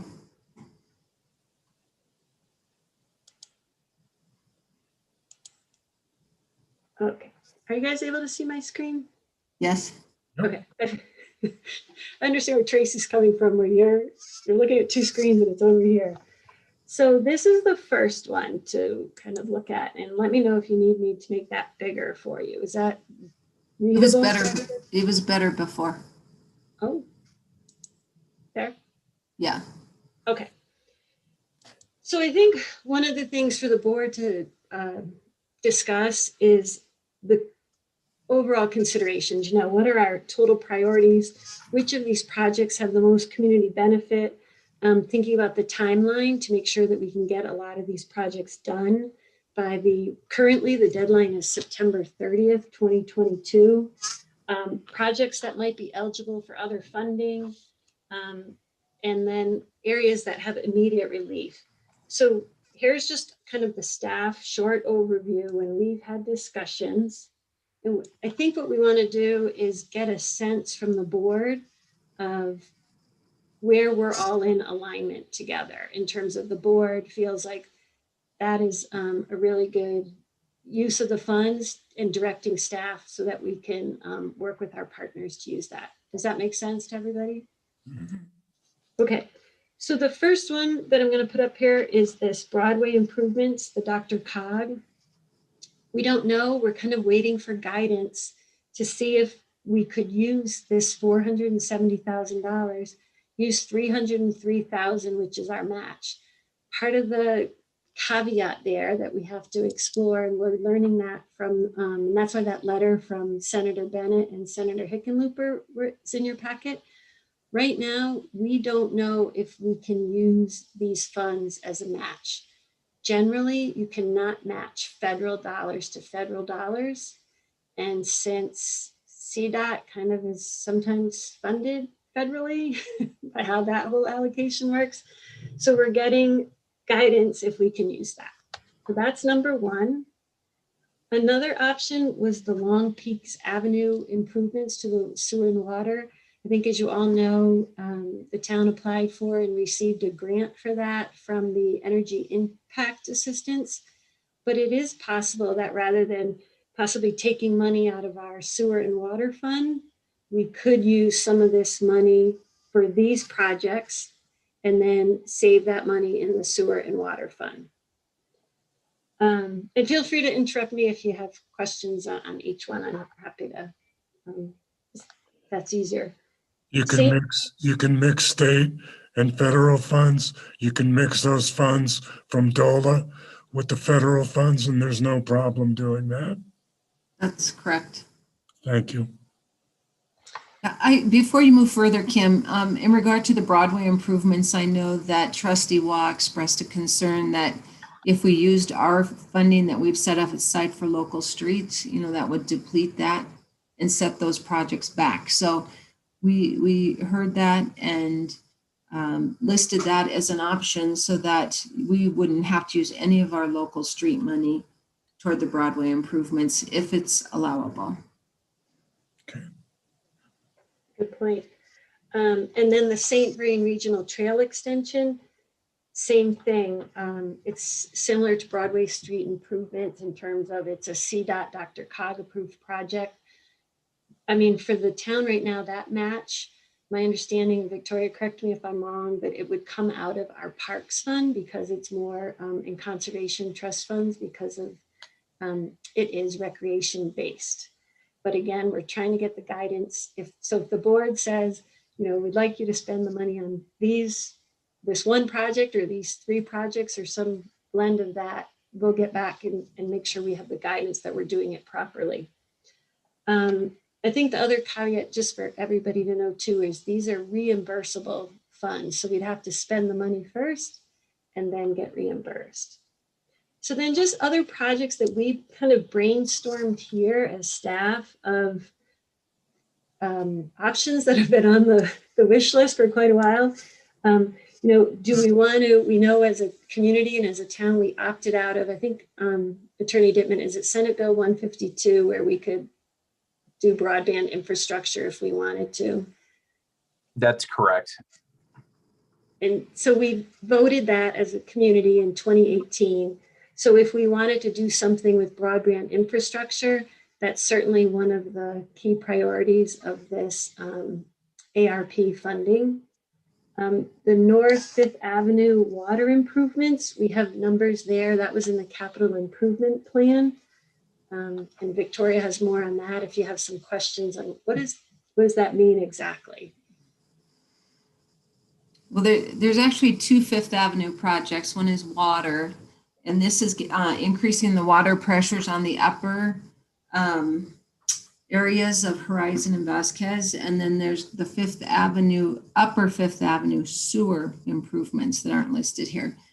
But as Kim said, these are just some different projects that we think are eligible for this particular pot of money. That we have so many different plans and so many needs. We just wanted to refresh the board's memory on what projects are out there in our master plans so that you can start thinking about where we would like to allocate this specific 470,000. Right, So, and yeah, some of them we Yeah. don't have numbers behind yet, like local small business support. What would that cost look like? Where is the need for that? We'd have to probably do a little bit of a survey to our local businesses. That's a perfect example where Boulder County kind of came in at the end of the year last year in 2020, and our Main Street manager and staff, we were able to get an application process out quickly and get money back into the hands of businesses by, I think it was December 27th, before the deadline. There's the, wastewater treatment plant re-rating, if we do the whole Lomar project and what that would look like. And that's in terms of re-rating all of those. Utility bill aging is something that came up. I don't know. I think different communities have a longer aging or more expensive, folks who haven't been able to pay the utility bills. So here's one just to kind of get a sense. And I think, Victoria, if you have something to add too, but how does the board feel about these projects and how do you want to prioritize these? Well, I think this, we don't have to have this is not, a resolution to accept this and allocate it.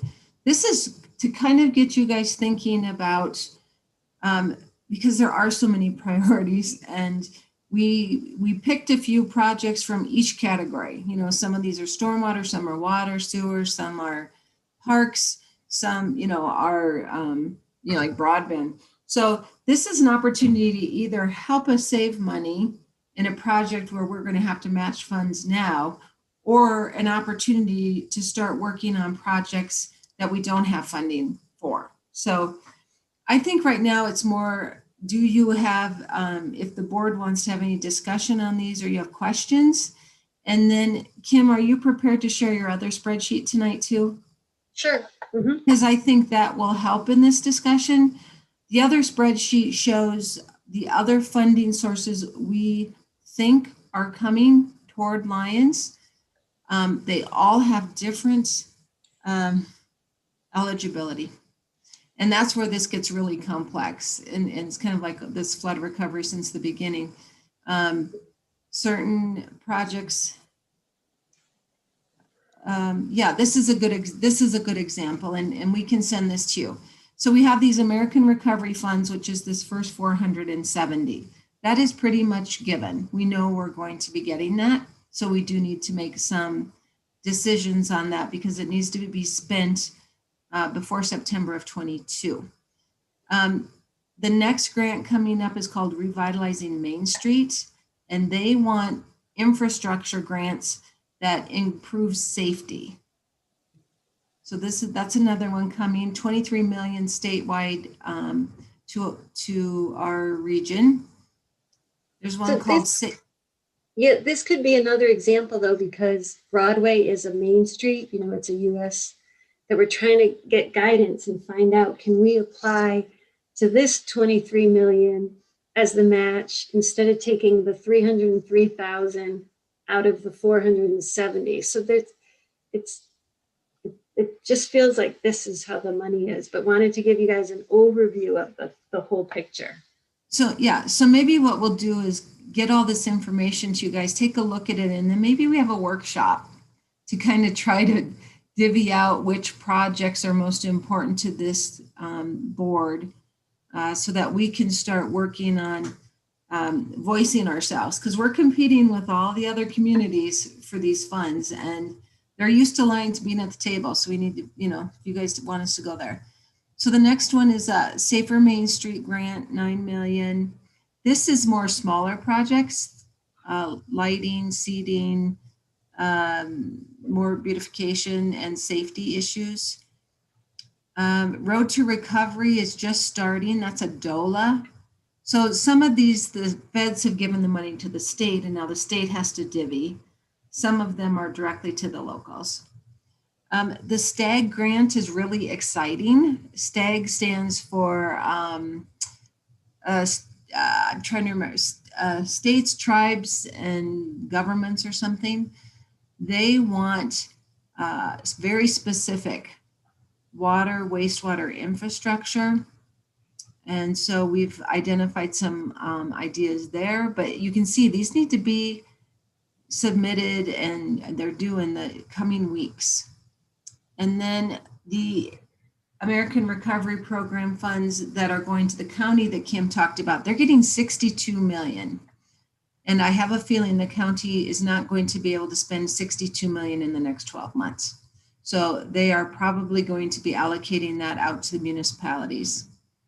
And again, those are some pretty exciting opportunities as well. I put on here, for example, in our last conversation, I think it was in late April, when, you know, the different staffs from the Boulder County municipalities, Longmont, Boulder, Superior, were all on this call. Longmont came right out and said, we're getting 15 million. They said they intend to use it all on affordable housing. So I put this in the spreadsheet.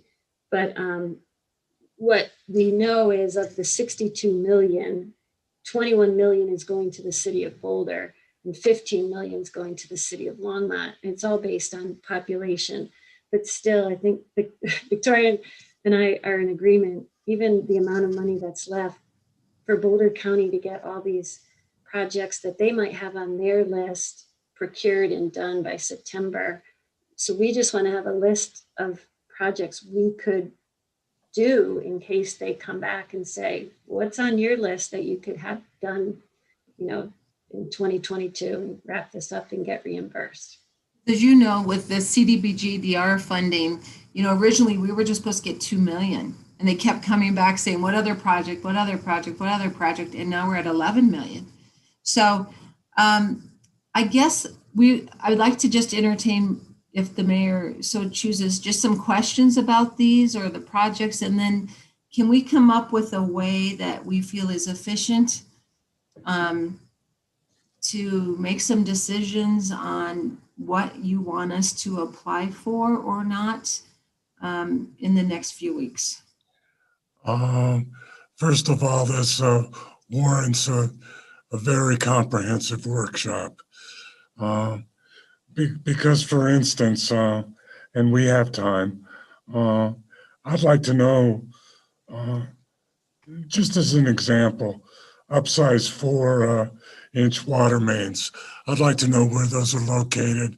I'd like to see a map of that so that we're looking at not just a portion of the 4-inch mains, but the total system and what it may cost eventually to upgrade the whole systems.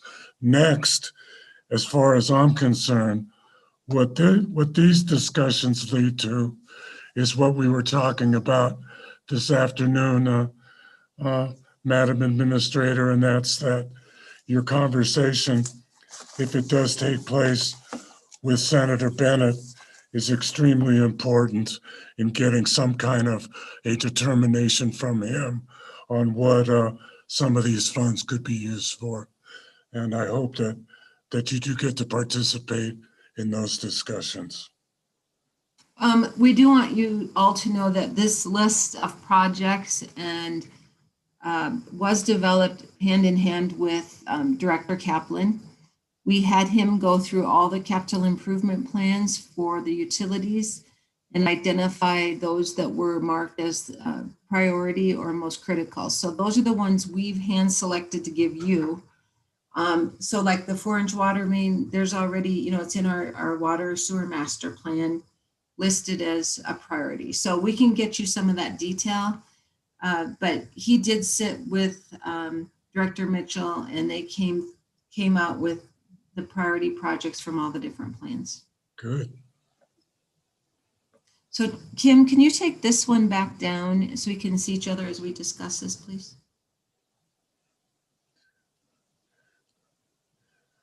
And then go ahead and we'll plan on sending that to everybody. So initial comments or yeah. Any other questions? Trustee Waugh. Fine. I think Trustee Rogan had her hand up first, but I missed it. I got a week left, so No problem. excuse me. One of the things that the Planning Commission talked about last week that I'd like to see added to this list, if possible or appropriate, is the update and establishment of a geographic information system and the basic underlying data. And for those on the board that maybe don't understand geographic information systems or GIS, this could be a very powerful tool for the town as a single collection point for a lot of their data. I spent the last 25 years of my professional career in the industry, and I think that this is something that's seriously lacking. We got some money during the flood to establish one, but never really maintained it. And it's one of those things, the more effort you put in, the more value you get out. So with the reduction in planning staffing last year, I think it's very important that we at least enable the team that we're asking to do this work with all of the proper tools and technologies to modernize and leverage some of the past grant money that we've received. So I would just ask town staff to consider GIS and its support somewhere on this list of pending projects. If they will support it, we'll put it, we'll definitely add it and then find out if it's supportable. It is one of those issues that they may provide the capital to do some of the work, but you'll have to be able to show that you have staff to maintain it. Yeah. And then Trustee Watt, is that software or is it more than that? I believe we have the software and the infrastructure. It's more a matter of human effort and time. And I wasn't able to speak to this to the Planning Commission, but there are significant experts in this field in the town of Lyons. And I think that several of them would be willing, able, and ready to volunteer time and effort if it was a project that the town wanted to move forward with. There's several people who are senior level in this field that have retired to Lyons and are looking for ways that they can share that expertise and experience. So it is already happening, Kenyon, through the UEB. Okay, excellent. It has been for a couple of months now. There you go. And our part-time we need to let the planners, Planning Commission know then, because that's the first I've heard of it. Trustee Rogan. Thank you, Mayor. I 100% agree with Trustee Waugh on the GIS. I think that's really important. And along the lines of thinking about staffing, I wonder if any of these funds could be potentially used to fund a natural resources director position, even if it's for a limited amount of time, considering the recent gas bill and potential long-term effects of that. So that's something that I'd like to look at. And then, safety and road safety, I think is so important. And knowing that there may be funds available to do things like roundabouts, or I just had somebody in my neighborhood ask me if we could please put a stop sign on the bottom of Long's Peak, the intersection of 3rd and Long's Peak.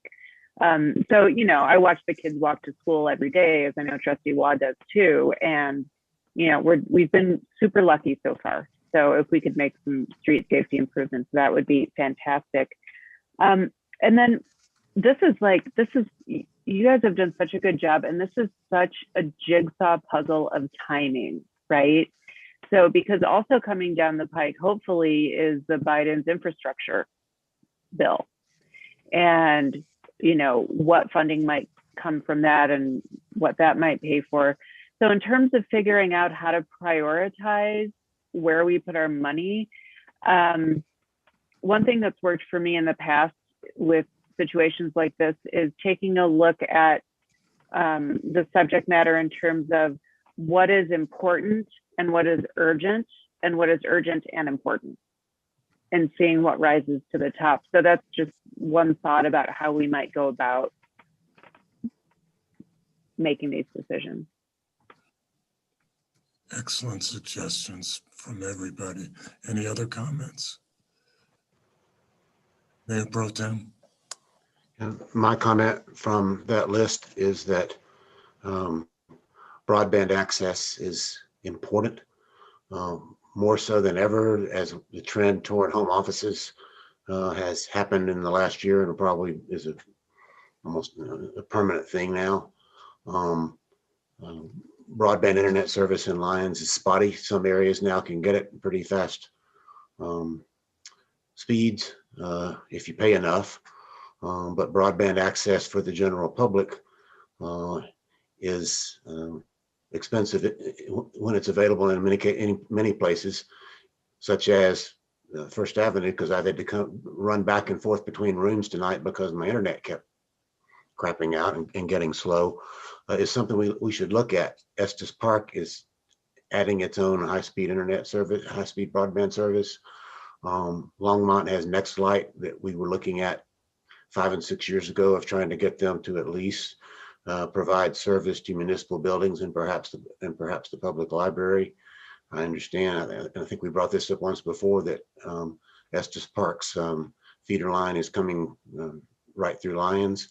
I really think that's something we need to look at, and that's a continuing focus of Congress in all these bills, is broadband service to rural areas. And if money becomes available under the existing or the future bill, we should jump all over that if we can, because it's potentially a town-wide benefit.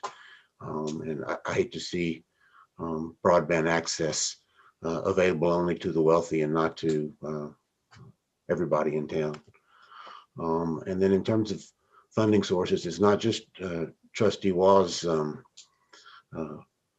reluctance to use street funds to pay for these matching funds for Broadway and the St. Vrain Trail. It's also mine, and Mayor Angelo has expressed the same thing. So there are multiple trustees who have a concern about using street money for those purposes.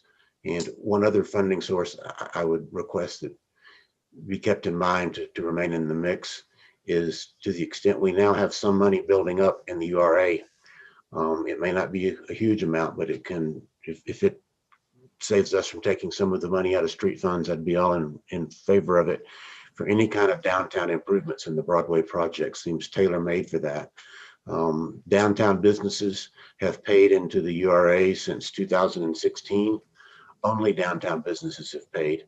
There aren't, no taxes are collected from the Eastern Corridor yet. No taxes are collected from the URA from residential areas. It's only downtown businesses.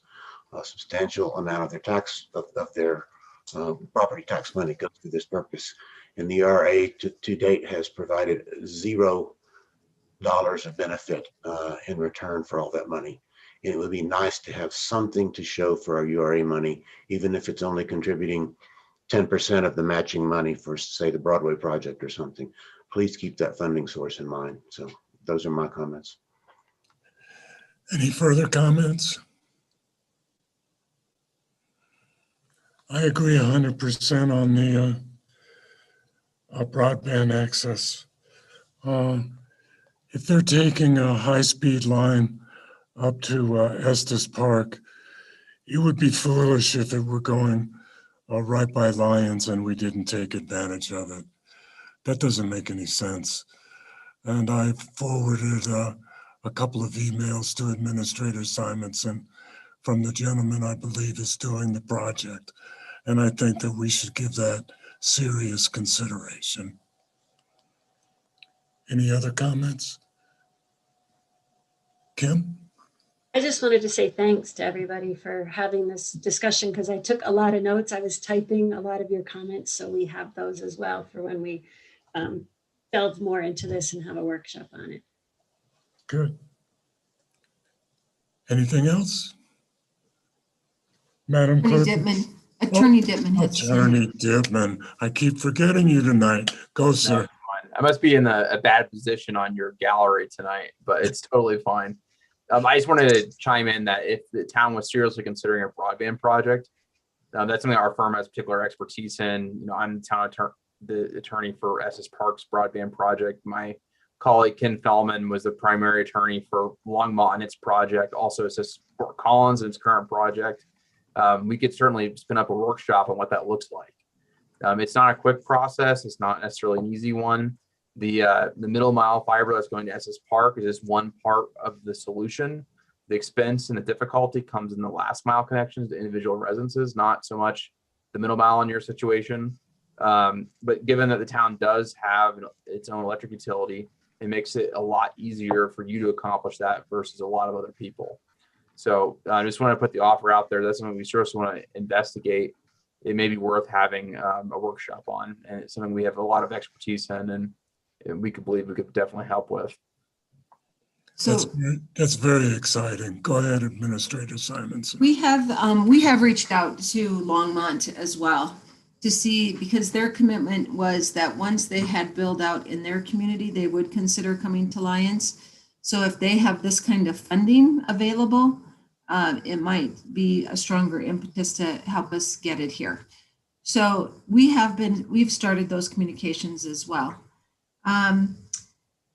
So one of the things I need you to remember as we go through this is what Tracy talked about a little bit earlier, which is if we happen to get these 5 or 6 grants, we're going to need grant staff to meet all of these federal requirements with them. So we will have to keep all of that in mind. We'll try to build it into any grants we apply for, a percentage for administrative costs, which should cover them. But none of these will be successful without staff who can follow up on all the federal reporting. So I'm hearing overall, because I need just some basic direction here, we do have an interest in pursuing funds that could be available to us, right? That's what I'm hearing.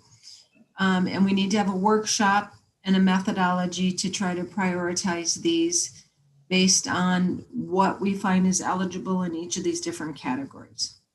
But we should spend the staff time that Kim and I need to investigate them and have a workshop. Is that correct? Yes, ma'am. Okay, great. Okay, Kim, we're going to be busy writing grants. Okay. That was a terrific presentation. Thank you.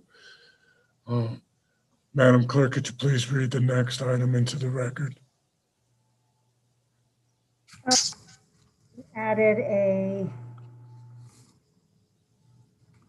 the hazard mitigation grant. Item 3. Yes, discussion direction regarding the letter of intent to join Boulder County's hazard mitigation plan. Okay, thank you.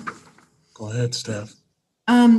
Every 5 years, communities update what's called their hazard mitigation plan.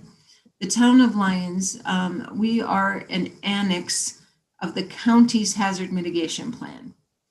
Okay, so there's a base plan for the whole county, since the sheriff is the emergency manager for the county. Then each community within the county has what they call an annex. So we had submitted our annex. It was due to be updated in 2020 for 2021 through 26. COVID kind of messed that up for people, and Boulder County was kind of a little late to the game since they were dealing with the public health crisis, and we all got our annexes in. But we were notified on Friday that FEMA wants more work done on the county's plan, including the annexes. So the first step of that, which apparently we must not have done last time, because I don't remember ever doing this, was each community is supposed to submit a letter of intent to be part of the county's plan.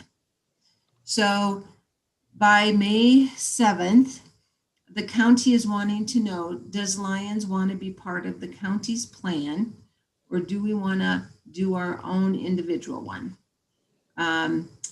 So the reason we do a hazard mitigation plan is that FEMA now has a requirement that if you want federal funding toward both mitigation grants and certain kinds of public assistance after an emergency, you have to have a plan in place to show effort that you're mitigating.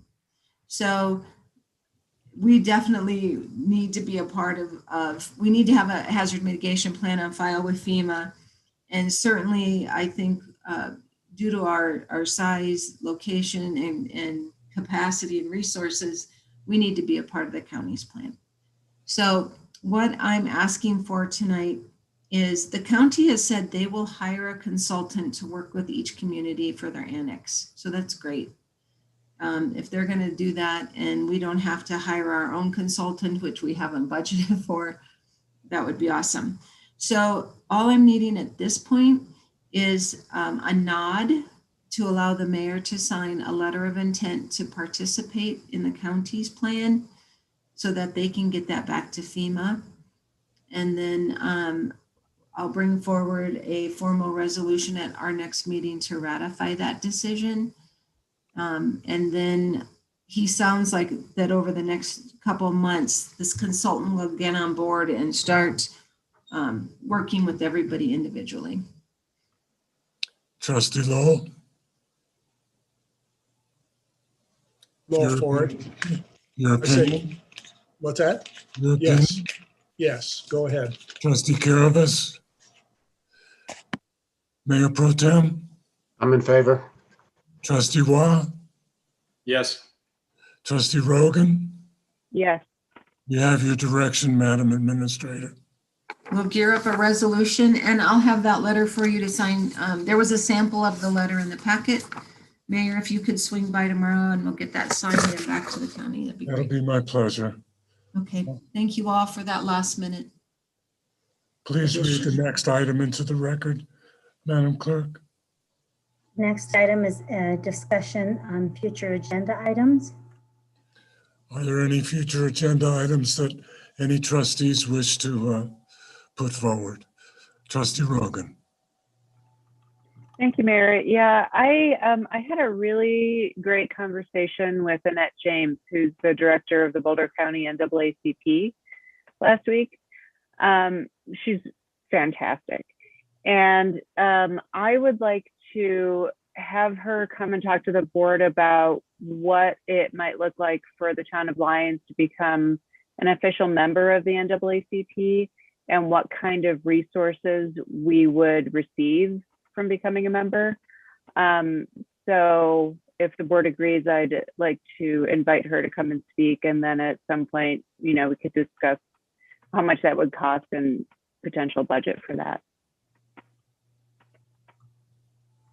What is the pleasure of the board? Trustee Lowell? I'm okay with it. Trustee Caravas? That's fine. Mayor Pro Tem? Yes, I'm in favor. Trustee Waugh? They should come and give a presentation. And I believe so too. They should come and give a presentation. Thank you, Trustee Rogan. Any other items that any trustees wish to put on the future agenda? Trustee Caravas. As I stated earlier in the discussion of our parks and the capacity, we've often talked about it since I've been on the board since 2016. It was talked about as we were building the parks, security cameras in our parks. We don't have them yet. With what's going on, what we saw last summer, and the potential for with the continuing increase of the Front Range population, it's beyond time, as far as I'm concerned, that our parks and our facilities and those parks should be watched by cameras to help identify and hopefully give more long-term protection to the facilities and protect our employees. Does anybody have an objection that be put on the future agenda? I'll do it a little differently this time. Okay, Administrator Simonson, you had a... We can put it on the agenda. The issue with why that hasn't happened is because we don't have any Wi-Fi to the back of Laverne Johnson Park.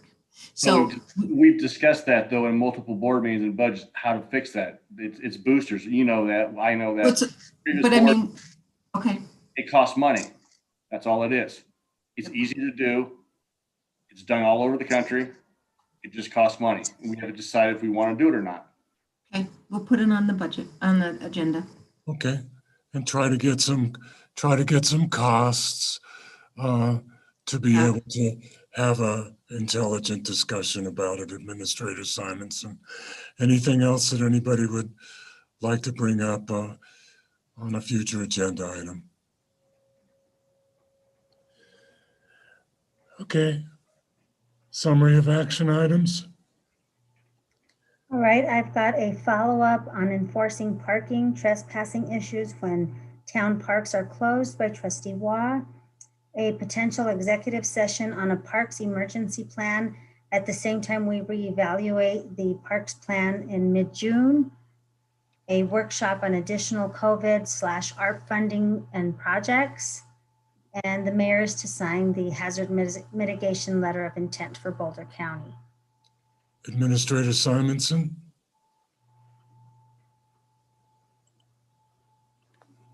Too many screens too. Gear up a resolution for, the repayment plan. That was from earlier. I had one other one that,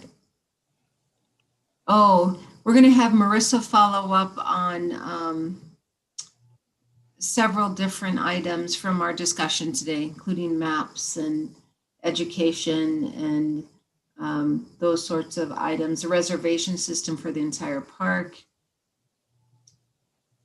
and a resolution, for the hazard mitigation plan. That's all. I'm sorry. I was thinking there was one more. Let me just reiterate Trustee Rogan's suggestion of bilingual. Counselor? Yeah, I have one more item to add to that. It was one definite item. That's to change the billing entry for BOT issues to BOT general on the firm's billing software.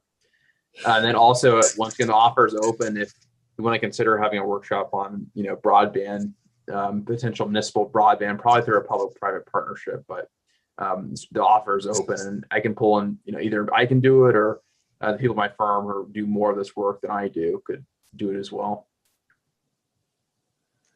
Can we place that under a future agenda item, please? I think it's fully autonomous vehicle is almost.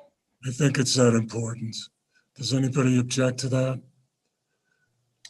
I'm gonna run out of workshops. Workshop space. Yeah. Okay. Are we done? I'll entertain a motion to adjourn. So moved. We have a motion and a second to adjourn. Let's see. I'll call for the vote, Madam Clerk. Mayor Angelo, Aye. Mayor Pro Tem Browning, Aye. Trustee Lowell, Aye. Trustee Carapus, Aye. Trustee Waugh, Aye. and Trustee Rogan. Aye. This meeting is adjourned, and what a wonderful meeting it was. Thank you, everybody. Thank you. Thanks, everyone.